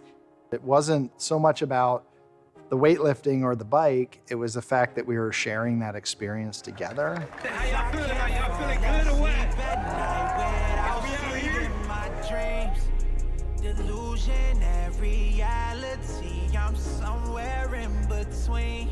The Phoenix is yoga, it's art, it's hiking, it's music, it's really anything that brings people together in a meaningful way. What's kind of unique about Phoenix is that often folks struggling with substance use disorder are really seen as the problem, but we see them as the solution. And that self-esteem ember that's kind of smoking, if we can just give it a little more oxygen and help it catch fire, then they're going to be their own solution and ultimately pull other people with them. Hi, everyone. Welcome back. So, jumping right into it. Starting at the top, Whisper. All right. How far away am I from the spider? Or You spiders? are right.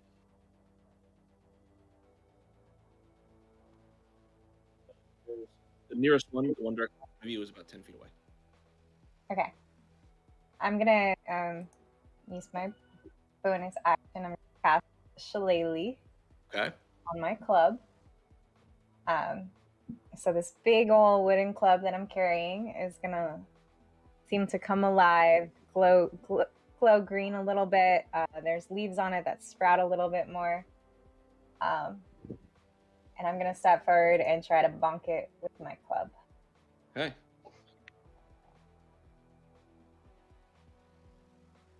Go ahead and roll your attack. First attack of season 1, episode 1. Oh no. No. 7. Okay, that does not hit.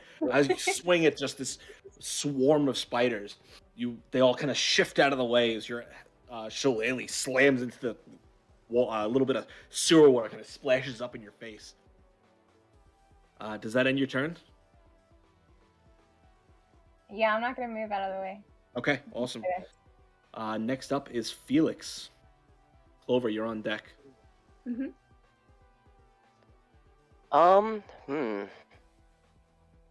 So seeing this, I would take a kind of an adjustment, pull out my very rudimentary calculator, and cast Mage Armor, and just kind of protect myself a little bit. I look Okay. at Clover, and I would quickly say, "Clover, if you need me, just say." And that ends my turn. Okay, how does the mage armor look as you cast the spell? What you would see is kind of a purple mist kind of circulate him, and kind of in and out of this mist, you'd almost see like a pulsating number come in and out every now and again. Majority of the time right now, it's actually 7. You see repeating 7s a lot right now. Okay, And it just kind of protects him a little bit in an aura. awesome. Math wizard, you're covered by the luck of numbers. Next up is going to be Clover. Tristan, you're up after that. Clover is going to move next to Whisper, directly in front of that one spider. This one? Is that Whisper, or is Whisper on the other side? This Whisper's here. You can occupy the same space as the spiders if you want to do that. No, I want to be next to Whisper. Okay. Across from that spider. Yeah. Right there? Sure, that's fine. And Clover is going to pull out her gardening fork and her gardening trowel, and she's going to two-handed weapon. Okay. Go ahead and roll the first attack. First attack is +5, 13. That hits. Yay. D4 +3. And I'm going to use my sneak attack with this one. Okay.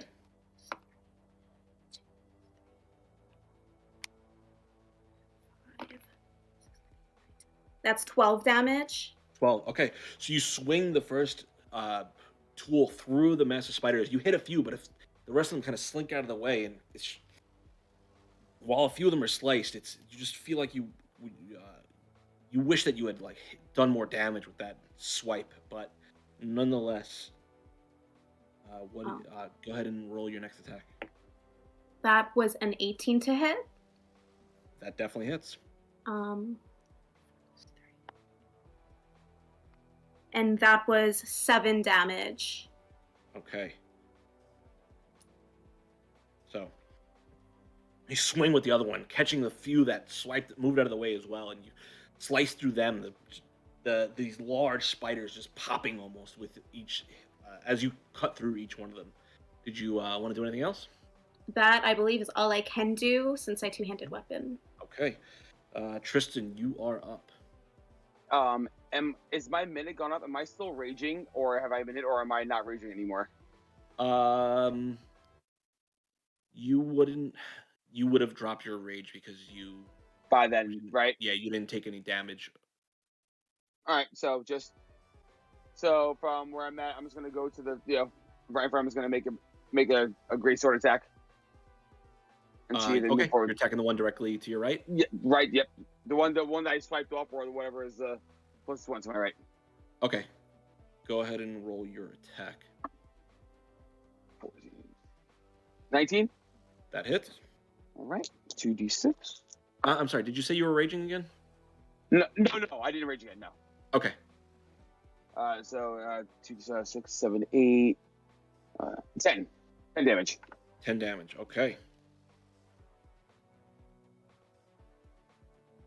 You bring your sword through, and you just slice through a large swath of this mass of crawling and creeping spiders, and just this one heap so far, you've cut down a little over half of them, and you see the swarm kind of trying to reform itself as all these spiders can get her up. And as you see how Tristan swings his sword, he pulls it out of the sheath and does a swing again, and every time he finishes his swing, he finishes it and elegantly always puts it right back. It's always in its sheath. It's never just sitting out. It's always there, and he always pulls it back out for the swing.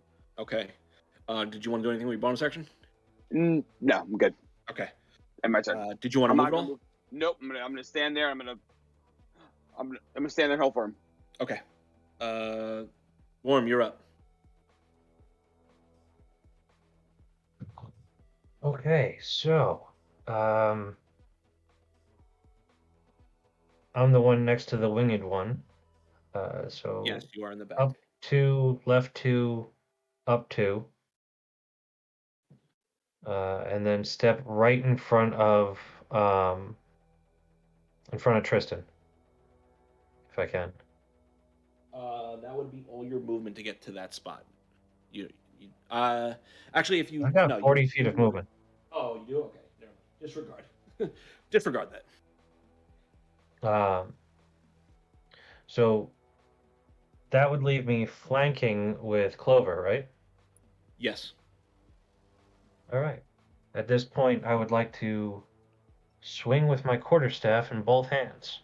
Alrighty. Go ahead and roll your attacks at advantage. fell off.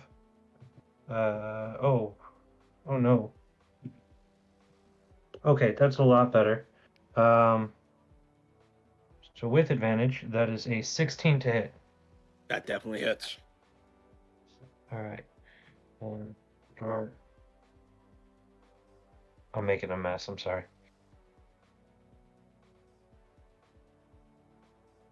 So that's going to be 3 points of damage. Okay. I rolled a 1 on my d8. Okay. So You pull back 2 hands, just slam down into the mass, and you only happen to crush 1 spider in this heap. And then with my bonus action, I'm going to try and curb stomp some more spiders. Okay. With my martial arts ability. Okay. Roll this attack at advantage as well. It stayed on the table.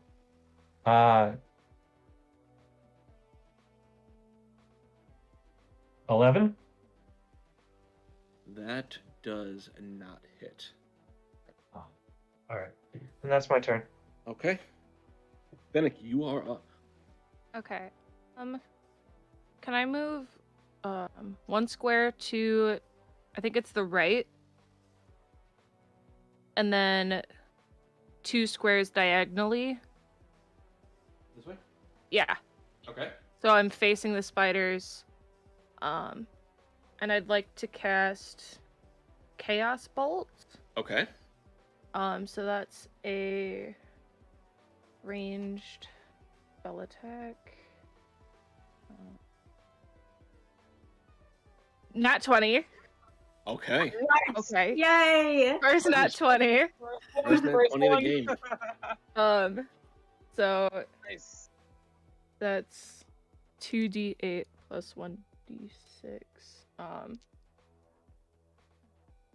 You double the dice that you roll. Oh. Double the number that you rolled. That's what I Okay.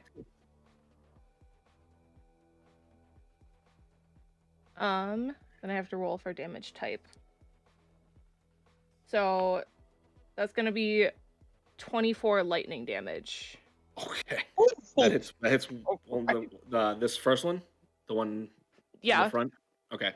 You decimate the rest of those spiders, and they just as the lightning kind of strikes through them, and it jumps from spider to spider, popping each of them with this like satisfying little and it sizzles a little bit as the lightning kind of chars their hairy little bodies.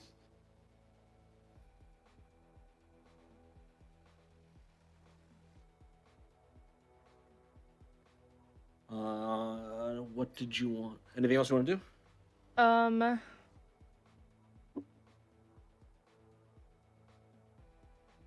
don't think so. Okay. I think that ends my turn. Awesome. It is going to be the spider swarm. And seeing as how you, Gorm, are right up in front of them, they're going to go ahead and move into your space and just kind of start crawling all across your body and start digging their little fangs inside of your flesh. No, don't like it. Don't like it. Actually, is a 7 to hit. 7? Like, I'm assuming that misses. yeah, I got a 14 armor class. So you think a 7's gonna hit me? As they crawl over you, they try to bite into your skin, but you just kind of flex your muscles, and the bites are just not able to really pierce down into and dig into your skin and your flesh. You see concern in Tristan's face. That is pretty much all they can do. So that ends their turn. Back to the top of the round. Whisper, you're up. All right. Frustrated that I missed the first one, but really impressed. I'm going to step forward and, still with my club, try to bonk this one. Okay. That's Clover that you moved. Oh, I'm sorry.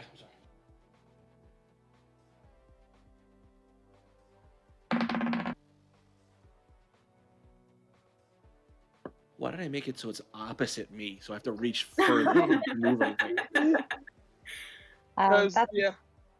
17 to hit. That definitely hits. Yeah. All right. Damn it. It's a 4 damage. 4 damage, and that's bludgeoning for you, right? The shillelagh doesn't change its damage type, right? Yeah. Okay. So, you, as they kind of are covering Gormrog, you swing your great club and just kind of skin down the side of Gormrog's body, just knocking a few of them off. You still have your bonus action. Did you want to do anything? Nope. Hey, watch where you're swinging that thing. I'm gonna just stand there with my club, feeling proud. Okay. Next up is Felix. Yeah, go ahead. I'm gonna cast Toll of the Dead Okay. as a ticking erupts through me. Could they make a Wisdom saving throw, please? That is a fail with a 0. Okay. That will be a D12 because I believe they took damage, right? Yes.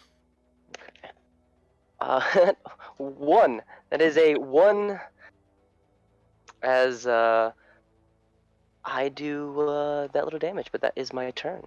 Okay. Next up is Clover.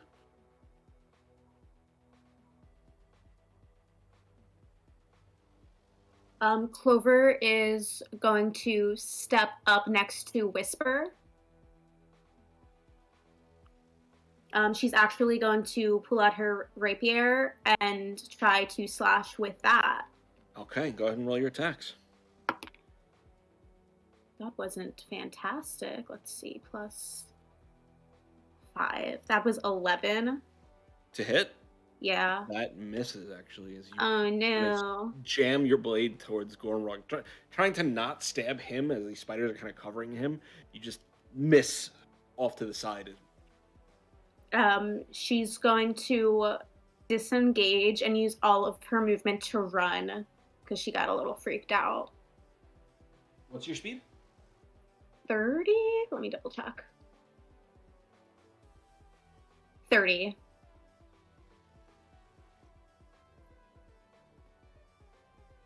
Okay. All right, that ends your turn. Next up is Tristan. Right, so I'm going to rage, which I didn't explain before. When my rage dulls down, his eyes go regular and his fangs decline and the electric energy goes away, and then he again pulls his sword back out and recharges his rage. Electrical, his eyes go reptilian again and his fangs kind of pull out, and I'm going to go for an attack. You're raging again? I'm sorry. Yes. Okay. Yes. And I'm going to attack with my longsword. Okay, go ahead and roll your attack. And that'll be a miss with a 2. That'll be a miss. Okay. Did you want to move at all? I'm going to take. Gormog's in front of me, right? Yes. So I can't really get in front. I'm going to move. I'm going to try to get in front of him.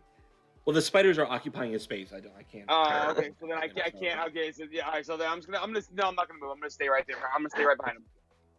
All right, Gorm, you're up. And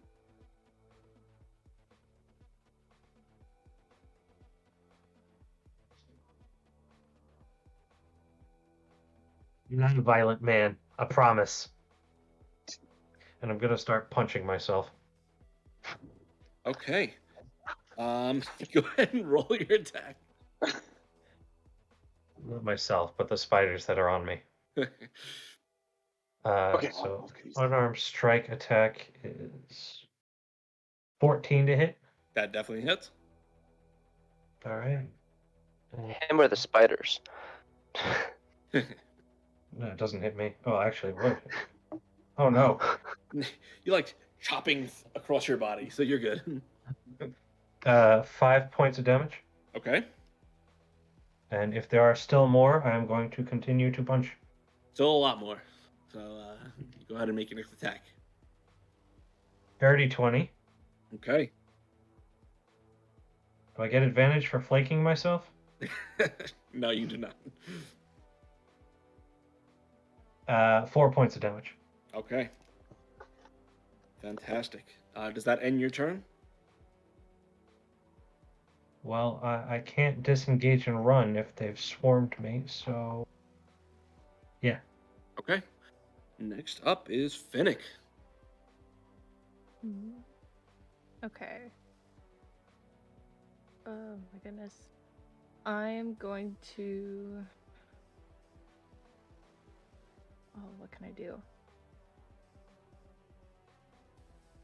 I'm going to cast Firebolt at yeah, I'm gonna cast Firebolt at the spider in front of Whisper. It's all swarmed Or- on Gormrogger at this point. And They're on me. Face, yeah. Okay. I'm just gonna prep myself and say, I'm sorry if this hits you. No hard feelings. And 19 plus Definitely is gonna hit. 6. And that's 1d10 fire damage. Okay. So 7 points of fire damage. Awesome. You shoot the flames forward and they just torch a vast swath of them, kind of like off Gorm's chest. And they kind of just, a few of them just thump down into the ground off of him as they burn. But there is still a few left rolling around about him. Does that I mean, end your you're turn? used to being in a hot kitchen, right? If you can't stand the heat, you gotta get out. Just get them off me. He gets it. That ends your turn, Finnick? Yeah. Okay. It is going to be the spider's turn, and they are going to attack you, obviously, Gorm, as they are covering you. Hey, what a surprise. That is another 5 to hit, so I don't think that hits. But That is an overwhelming I was gonna- build up and quite lackluster roll there, my good friend Mr. DM. seeing how this is going for them, they're actually going to try and get out of this situation at this point. Yeah, you better run. They're going to slowly slink down and begin to make their way away from you, kind of like climbing off onto the webs. I mean, all of you are going to get attacks of opportunity here. Whisper, Gorm, Tristan, all of you make attacks of opportunity. Yeah. Was it 22 hit? That definitely hits. Maybe. 11. 16? 16 hit? 11 does not hit, 16 hits. All right. Okay, Gorm, go ahead and roll damage. 5. 5? Okay. 6, 7, 9. 9. So, both of you are squashing the bugs as they try to escape from this onslaught that did not turn out the way they wanted this to. And Assuming Tristan is swinging his sword like to the sides of him, trying to get the ones that he doesn't like trying to hurry up and. Right, the pair of you work there. in conjunction. As Gorm moves one way, you move the other, and it's just amazing synergy the pair of you have. And you squash several of the spiders as they try to slink away, but a few of them are able to kind of crawl off and disappear into the shadows. They are only 20 feet away, so if anyone wanted to, if you wanted to pursue, you could. Going back to the top, that'd be your turn, Whisper. I'm going to try and pursue. Okay. You slodge through the webs, making your way up to these last two little tarantula-sized spiders as they are trying to escape into the webs. Go ahead and roll your attack. 5. 5, that does not hit. Welcome to the world. Did you want to do anything else? You still have a bonus action? Nope. Okay. Nope. Felix, you're pretty far back at this point. I'd say I'm gonna move my 25 little feet, run Okay. towards this spell has a 60-foot radius, so as long as I can Awesome. see him, Yep. could it do a wisdom saving throw one more time? Sure. As I yell, "Get back here, you bugs! We want you Ooh. squashed." 16 minus 2. 14. What's the DC? DC is 14. Okay, so they save. Is there a half Yep. damage or? Nope, it just, and does not happen. Okay. Cool. Anything else you want to do at your turn? That would be it.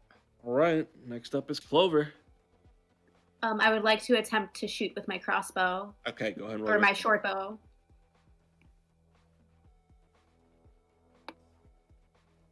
That was a 15 to hit. That hits.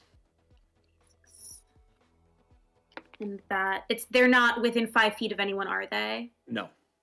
Okay. Actually, yes. I'm sorry. Oh. Yes. Whisper Okay, made her then- way up. Cool, then I'm gonna get sneak attack on that as well. Awesome. So, 11. That's 14 damage. Okay. And with that, Clover, describe how you dispatch these final 2 spiders. Oh, well, I ran away and I feel silly for messing up in front of everyone. So I stand my ground and I aim and I'm like, I have to prove myself. I'm 19 now. And I Okay. release my arrow just straight into the web. Okay. I know. As you fire, you wait just at the exact moment where they kind of like line up with each other, and you let the arrow fly and just slams through the last 2, pinning them up against the wall, and they kind of their legs twitch for a sec before grouping and dying. Huzzah! All right. So awesome first battle, everyone. Yay. Okay. Depends entirely on what you consider awesome. So, as we move on here, what is the order, the plan? I would like to see if I can hear any more sounds. Okay, go ahead and roll another perception check. Can I assist with that? I'm trying to listen for the little girl that's like missing. Okay, either one of you roll at advantage, or both of you roll individually. Nico, you can roll with advantage. Okay. That's You have a either a dirty 20 or a 21. So. You have better perception than I do. While they're doing that, you see Tristan going up to Dom and just grabbing his head to forehead, to just making sure he's okay. Yeah, we're just in the, all that's done, just making Spiders. sure Just- we're good. why is it spiders? Just I should. Hey. We came down here. We knew. All right? Hey, keep your head straight. I give him a good hard slap, top right side of the head. Like, hey, we're here. We're doing it. You good? yeah, I'm good. I'm fine. It's fine. It's just spiders. It's fine. Okay, so as the pair of you listen for the sounds coming from the way that you've cleared now through you, as you've slashed and cut through all these webs, you listen and you continue to hear the slight chittering of nails against stone. Definitely more spiders further ahead, but based off that roll, you do hear another sound. It sounds like a muffled scream almost, and you get the sense that you are on the right path as you try and listen for the direction to go. I think I hear a voice. It's definitely not spiders. We have to keep going. Is it the little girl? It might be. It doesn't sound like spiders. We have to check it out. Let's go.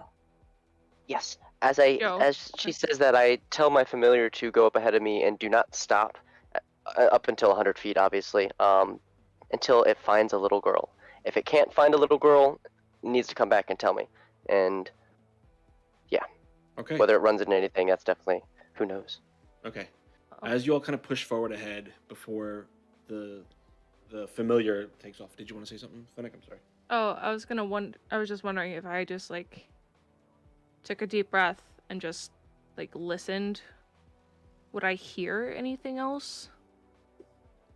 Like, would I hear any voices? You can go ahead and roll another perception check if you like. It's going to be a higher DC to hear anything further past what you've already heard. Okay.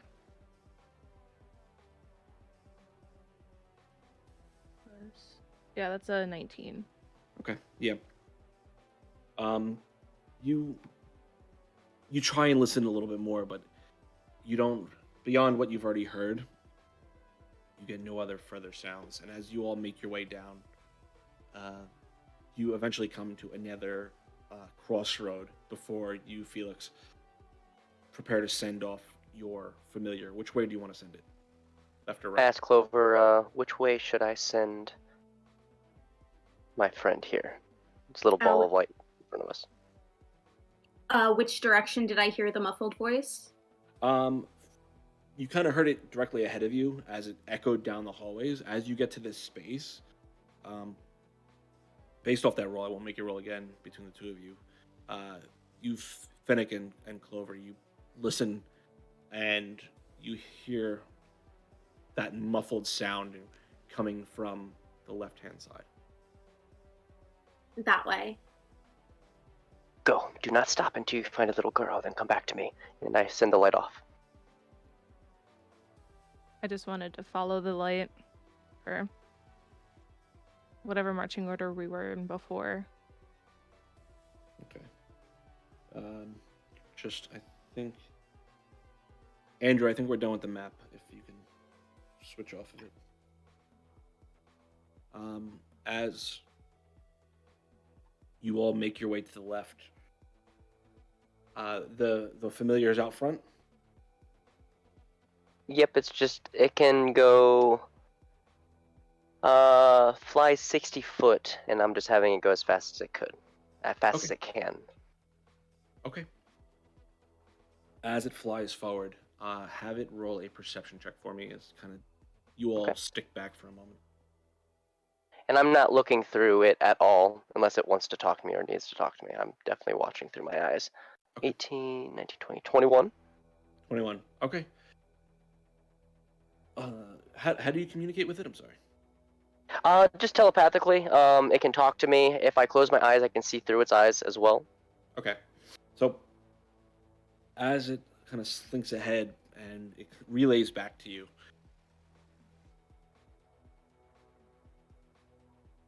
the way is clear. The webs are dense here, and there's an opening along the wall. Continue forward the best you can. You want me to continue down the sewers or go through this entranceway? Go through the entranceway. Following the instructions, it kind of moves through this space. I tell everyone, I tell exactly what I was just told, and there's an entranceway. It's clear so far, a lot of webs. So it's a little sticky, be careful. Okay. As it makes its way into this space, it stops, and it relays to you. I need you to see this. I close my eyes immediately. Okay. Go ahead and roll a perception check for me. Okay. 16. Okay. So, as you come into the space and begin to look around, you are immediately met by just this large, cavernous space that's been like dug out into the wall, and it's just dirt and there's webs covering the entirety of it. And as you kind of look around, you see large cocoons of just something wrapped up and stuck against the wall, and a few of them you see two large holes about center mass in each of these, some of the cocoons. Looking around, there's hanging from the ceilings, there's more pods, much smaller in size, some of them. And then as you look towards the back, there are large human-sized pods towards the rear. Besides that, you see spiders sprawling across the ceiling and just making their way throughout the entirety of this space. The entire floor is covered in webs, and as you are looking at this, you can sense that this is going to be a much tougher place to navigate through. I immediately open up my eyes and I kind of spaz out a little bit. So as a halfling, I can go in between people's spaces. I want to run pretty much along everyone's legs and slap their kind of back calves and say, "Why aren't you running?" And I found them, I think. And I just start sprinting as fast as I can. And I'm going to take off in the direction that my familiar was. And I'm just yelling, "Bring fire!" Okay. I'll sprint after him. Little halfling, does he always do this? Felix! Not really. He's usually a little bit more scared. Talking where there's too many, run! She's And I'm gonna actually towards them, so don't ask why he says there's too many. she's gonna run leap after him. Okay. So, as you all make your way, and you seeing this cutout in the stone, you turn and enter into this large space.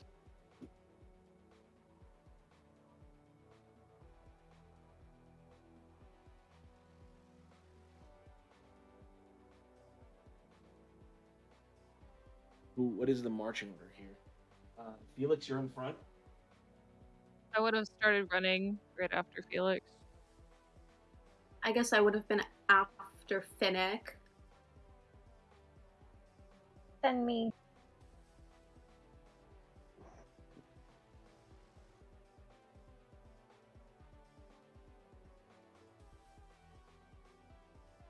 Probably hold up the back, but as long as Gormog is in my, within 5 feet of me. Okay, so I've got Felix, Finnick, Clover. Then who? Fair. Whisper.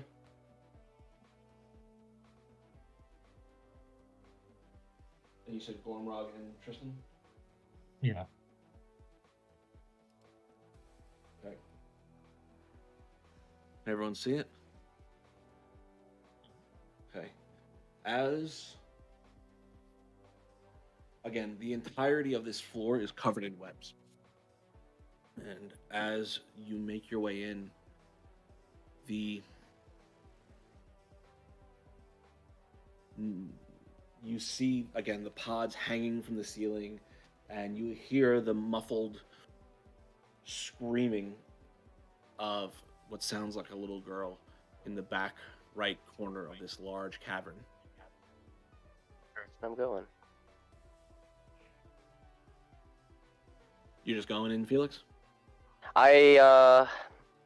He is smart, but he is not wise, and for somebody who's screaming in a cocoon, I don't feel like he would have much sense other than to try to save her, so definitely. Ditto. Just gonna, as far as you can, make it to the room, right? Yep, I have 25 foot, that's not counting for the webbing if that's taking. Yeah. I have 30 feet. It's a little bit.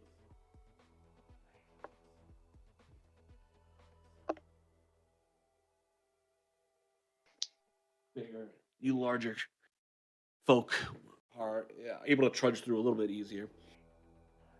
But You have 40 feet of movement. okay, so Gorm, Just out of curiosity, is it like ankle height, waist height? For me, I'm about 4 foot. Where is it kind of laying?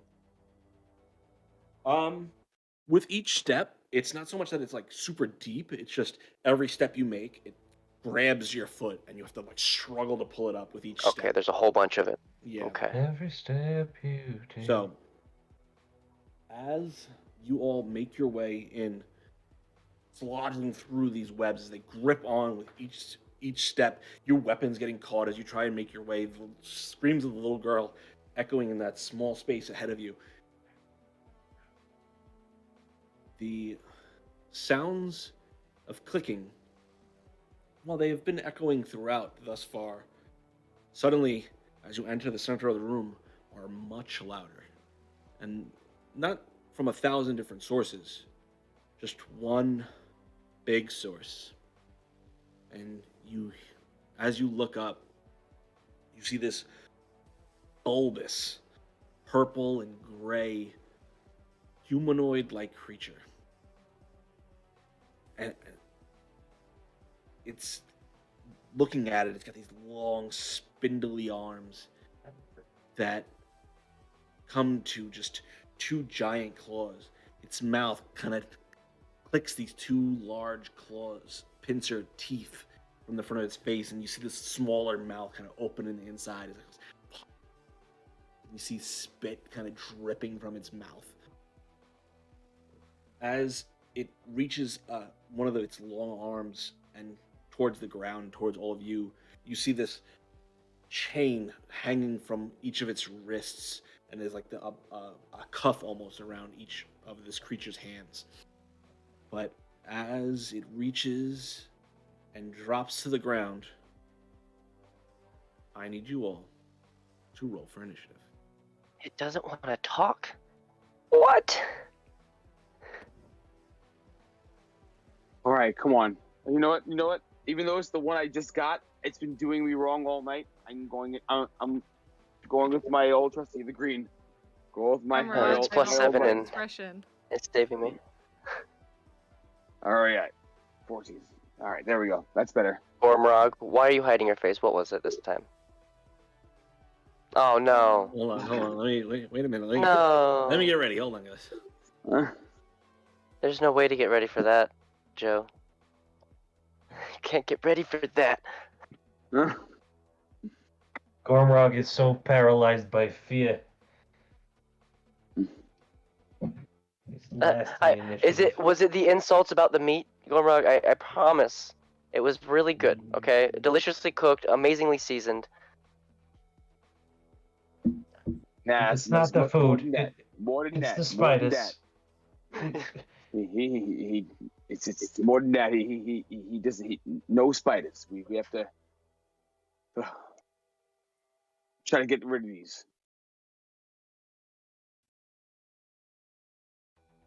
Okay, so starting from the top of the round, 25 to 20. Dirty 20 again. Dirty 20 again. I'm sorry. I got 21. 21? Okay, so. Nick is Whisper. 20 to 15? 17. 17, 16?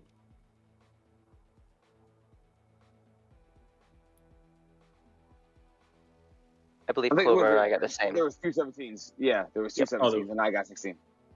Yeah, Felix and I both got 17. Yeah.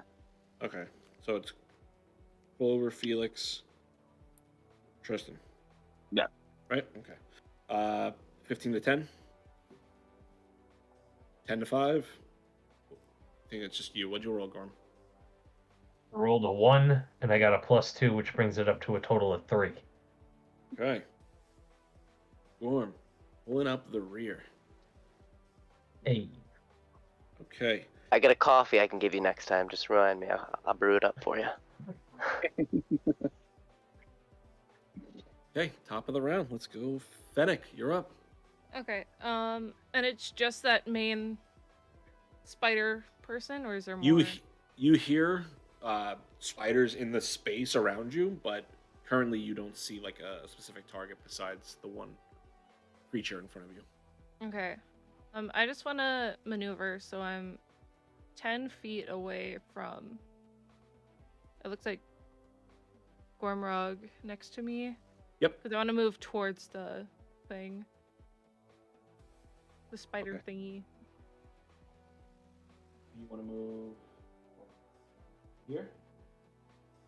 A little more to the back wall, I guess. Here? Yeah, Okay. because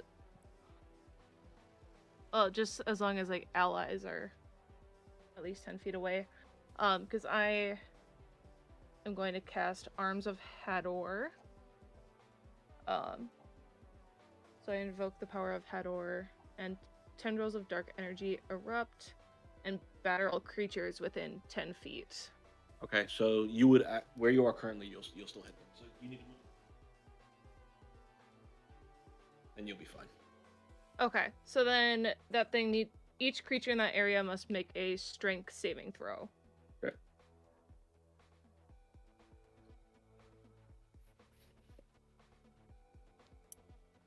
Okay, that is a 10.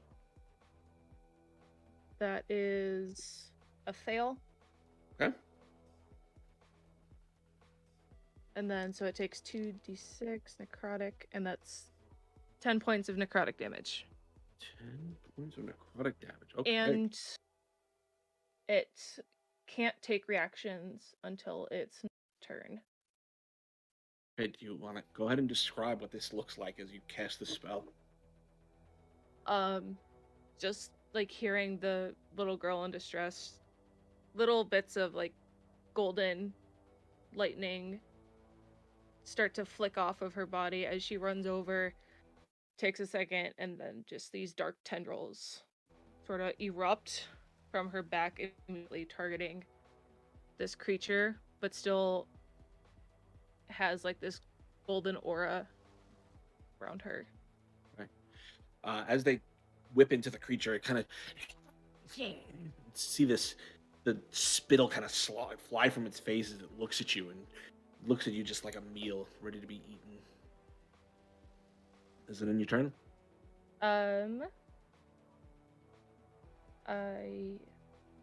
Yes. Okay. Whisper, you are up. All right. I am gonna run towards the creature, club blazing. I'm gonna cast. Go ahead. You are moving at half speed because of its difficult terrain. Mm-hmm. So, what's your speed? 35. 5, that's 10, 20, 30. As far as you're going to be able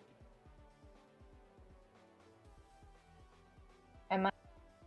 How close am I to it? It's 10 feet away. Ooh. Then I'm just gonna cast Shillelagh, and that'll be my turn. Okay.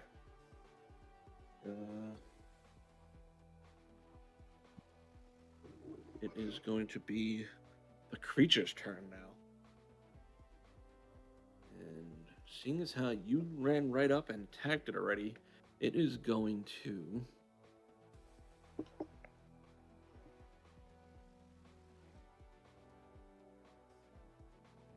It is going to attempt to...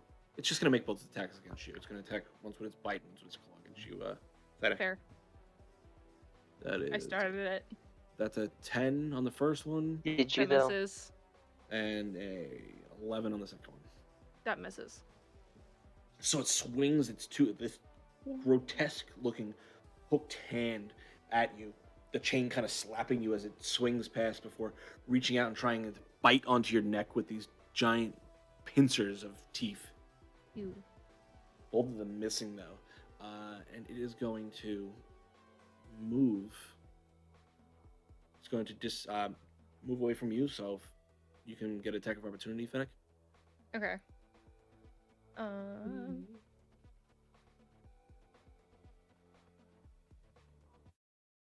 Does a 16 hit? That does. Okay. That would be with my dagger, I'm assuming, so... Mm-hmm. 3 points of damage. Okay. All right, it is good.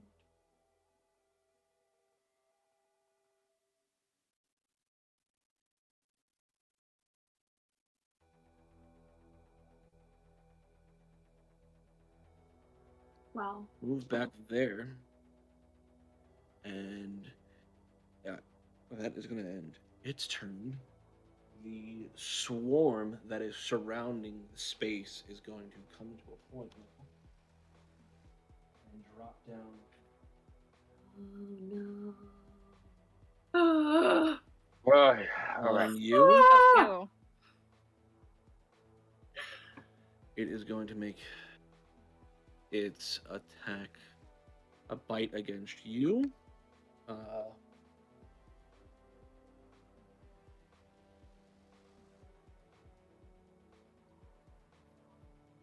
That is. That's what, Felix in the back? Right? Appears to be so. Yeah, I think so. He's tiny, so it would be me. All right, Felix, they're going to make their attack against you. That's a Do it to it. 19 to hit. Hits. Okay. You're aiming for a 16 right now with my mage armor that's been cast last Okay. fight.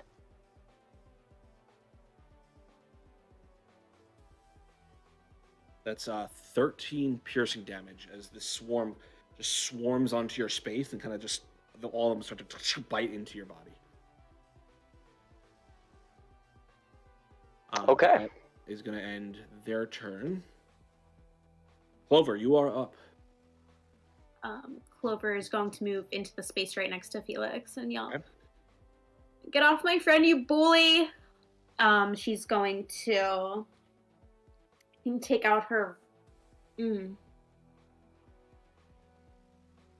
don't actually need to move because they are occupying his space. So, Oh, okay, got it. did Then you I'll want to move still or no? No, so they're on his body. Yeah. So if I hit them with a sword, I'm like gonna hit him with my sword. No, you're not going to hit him. Okay. Yeah, so I'll pull out I'm gonna pull out my gardening tools. Okay. And I'm gonna two-handed weapon. All right, go ahead and roll your attacks. My Off first me, Clover! my first was an 18 to hit. That definitely hits.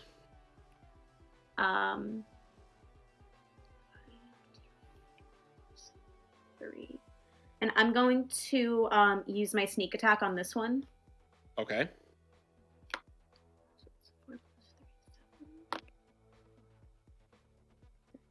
That was 15 damage. Okay.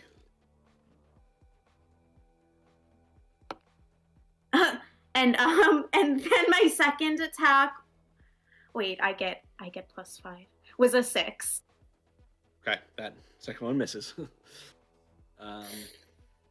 Does that end your turn? It does. Okay. Next up is going to be you, Felix. Okay, so you see fear just in Felix's eyes, like, what have I done? And but he's going to continue to run towards the girl's voice in that direction.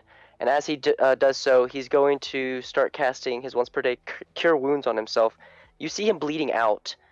He's like limping, and then he. Are you going to Are you going to move first or cast the cure wounds first?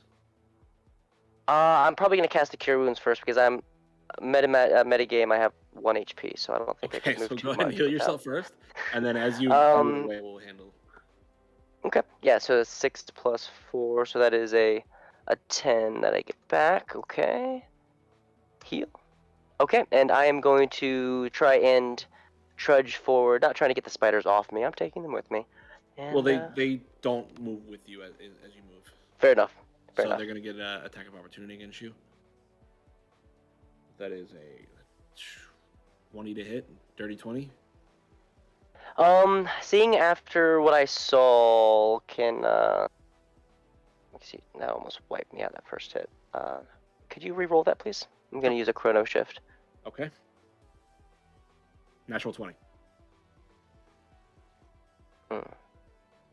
Okay, I choose the not natural 20. Yep. And All right. You take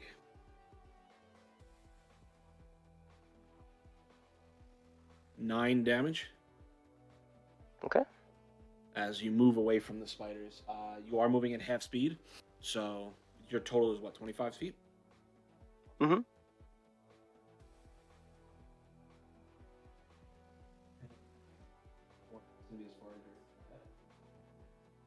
And I can move through people as well, so I would be moving through spaces if needed. But can you end your movement in another person's space? I can. I can stand in somebody's So space. then you would be like between either Gormrog space or Whisper space, whichever. Okay. Who did you want to move into? A Gormrog. Okay.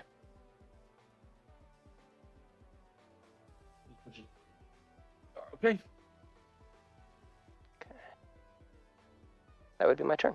Alrighty. Next up is going to be Tristan. Right. So the spider's right next to me, right? Right there. It's 10 feet away from you. You just have to move one space over. Yeah, I'm gonna take my 5 feet forward, and I don't have any more rages. It's the only thing I can actually do. Learning barbarian. I'm just gonna go right, and I'm gonna pull my sword out, underhand, and do a overhead swing over it. All right, go ahead and roll your attack. 16. That definitely hits. Go ahead and roll damage. All right. 5, 6, 7, 8. 11. 11 damage. Okay. Yep. I'm gonna do that, and then I'm going to take 5. I'm gonna take a, step back 5 feet.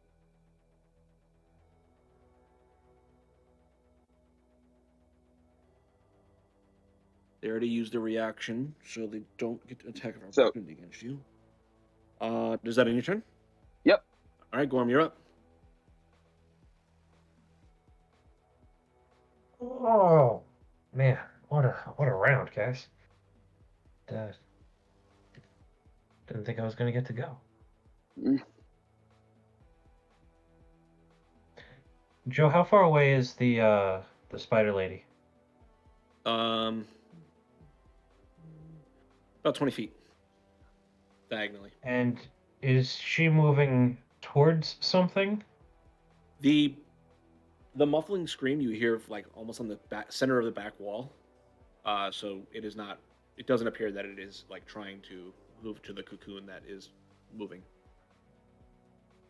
It's moving towards an opening. Is she trying to get away? Is more what I'm getting at. It seems like she's just kind of getting like a better position. Yeah. Okay. And the swarm behind me, how's that look? It looks. You see about half of the swarm's bodies laying on the ground next to it. What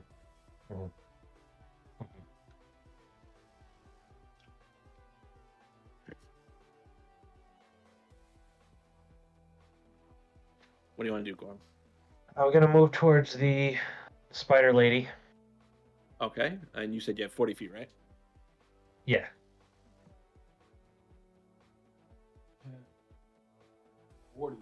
Make it right up to her. Now, I don't usually do this, but spiders.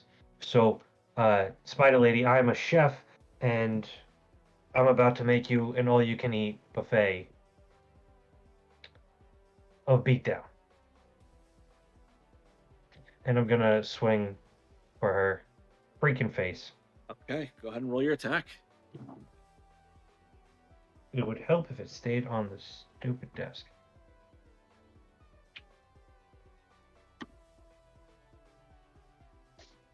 $15. That hits. Not a huge, not a hard to hit creature. Okay. This is a D8, so that's a 6 and not a 9. Plus 2 is 8 points of damage. Okay.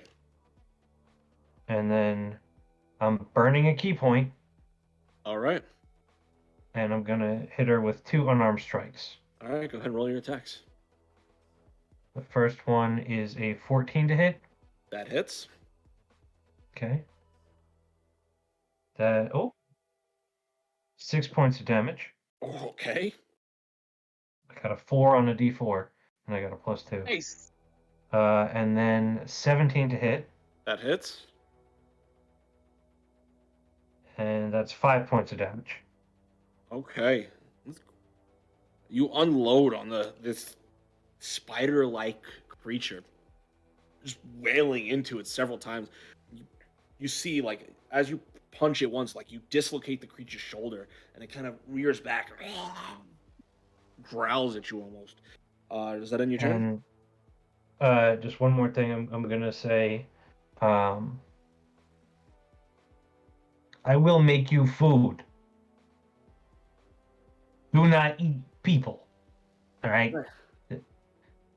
Friends, not food. Okay. All right. Top of the round, Fennec. At the top of the round, you see the cocoon towards the center of the back, the center of the back wall, the one that you've kind of identified to be housing this little girl.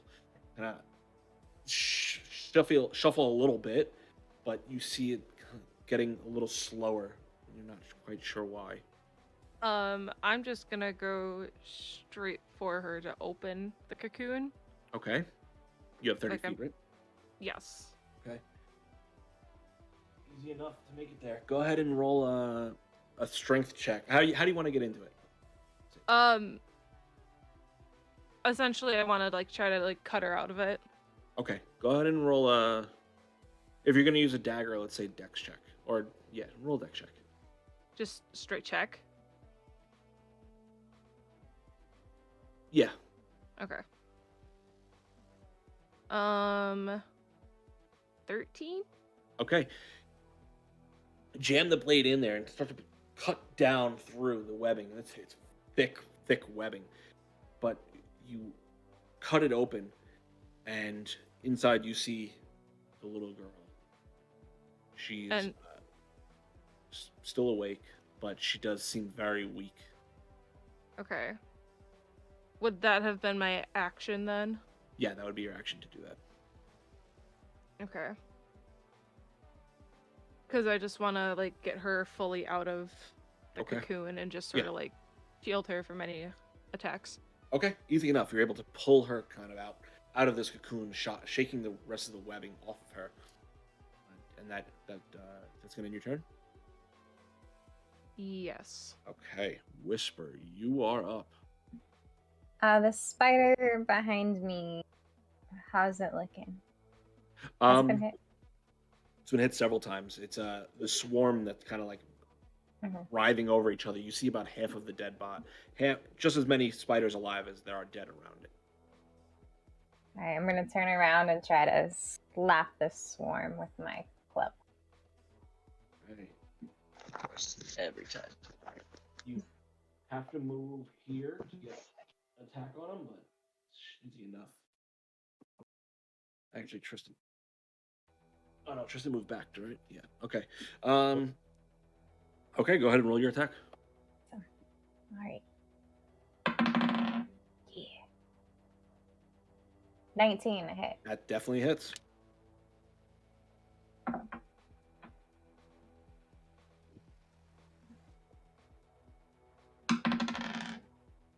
Five damage. Okay. You bring the shillelagh down and smash into the mound of spiders, crushing another good portion of them. But a few of them kind of start to crawl up on your shillelagh as you pull it back before dropping off. Does that end your turn? Yeah. Okay. It is going to be the creature's turn, and seeing as how you just beat the ever-living shit out of it, Gorm, it is going to just attack you in just desperation at this point. That's fair. Honestly, that's fair. The first attack is 11. Natural 1. Awesome. Doing good. Yes. Doing good. All right. This is not going. I wanted to. It is going. Fucked. All right, it's gonna try and move away from you at this point, Gorm. So you can go ahead and roll your attack.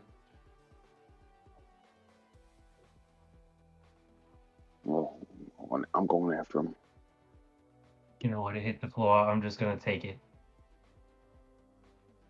What is that? That is a 16 to hit. Hits.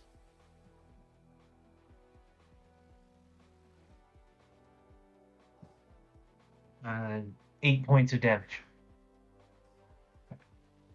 So, as this creature turns and begins to like try and scurry up the wall to get away, you whip your quarterstaff around and describe how you dispatch this creature.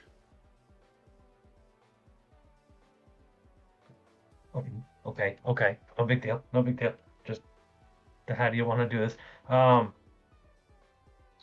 As it takes a step away from me and turns its body away, I'm gonna spin the quarterstaff around and with two hands kind of sweep the legs. Okay. And just take out its kneecaps. Okay. As this creature begins to go, Spiders have kneecaps. This creature does. As it goes to make its way up the wall, you swing, slapping it into the back of the backs of its shins or knees, and you see as you hit, there's such force behind it that you hear the audible crack as the bones of both of its knees jettison out from the fronts of its kneecaps. You hear just screaming as it falls back, slamming its head into the stone in front of you. It kind of writhes and wriggles there for a moment before you and slam the butt of your quarterstaff into its face, right into the mouth. Its teeth crumple in at the force of it in its head. The eyes darken as its head is crushed underneath the weight. No, that's gross. That's so gross. Why did I do that? That is gross. Okay. Well, that ends its turn. The spiders are going to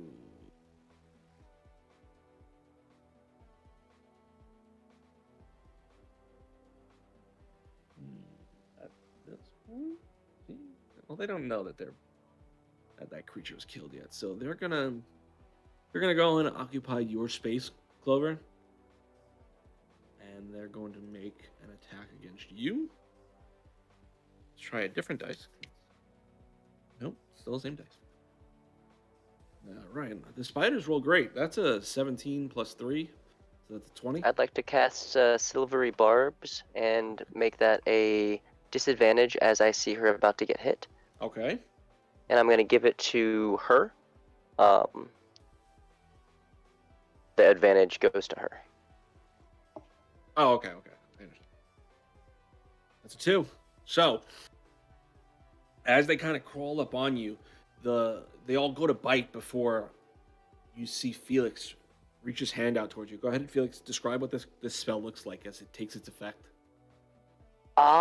Yeah, so you would see the same purple kind of mist come out, but this time it would circle Clover, and you see 42 start to circle her nonstop, and as if it would be almost gripping at the creatures trying to bite her and pulling them away, almost. All right. So as each one of them goes to bite, you see like this just silver grab each fang and pull back, and like these little teeth just kind of sit there and try and bite into your flesh for a second before missing completely.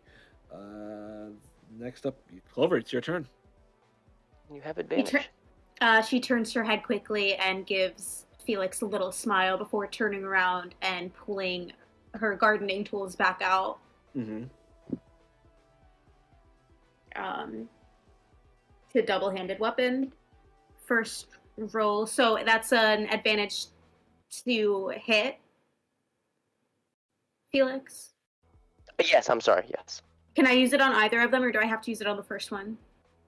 It says you can choose. You don't even have to use it if you technically don't want to.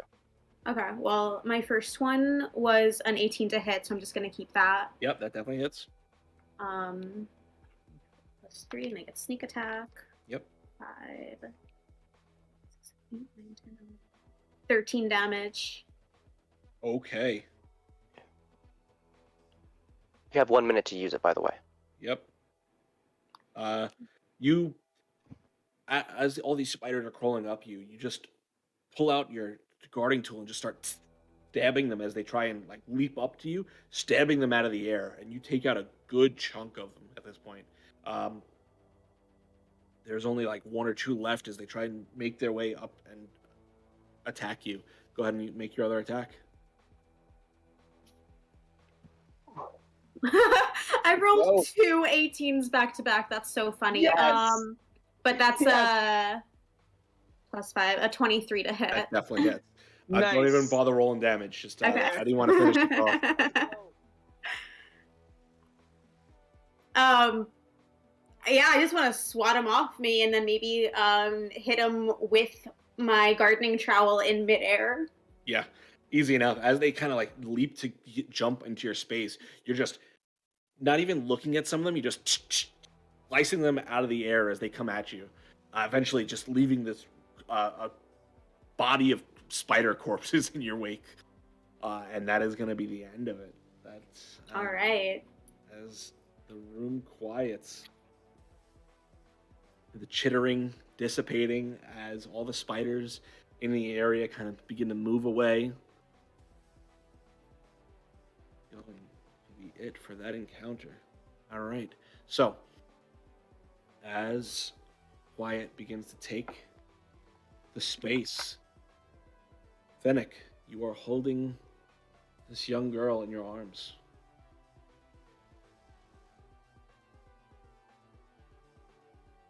You're muted, by the way, Fennec. Immediately just want to use my healing hands. It only restores 2 hit points, but I'm going to use it anyways. More than how many hit points she has. Okay, and then I'm also just going to start like using like some spare cloth just to sort of like clean her off, and just I'm reassuring her like it's okay. The spiders are gone now. We're going to get you back.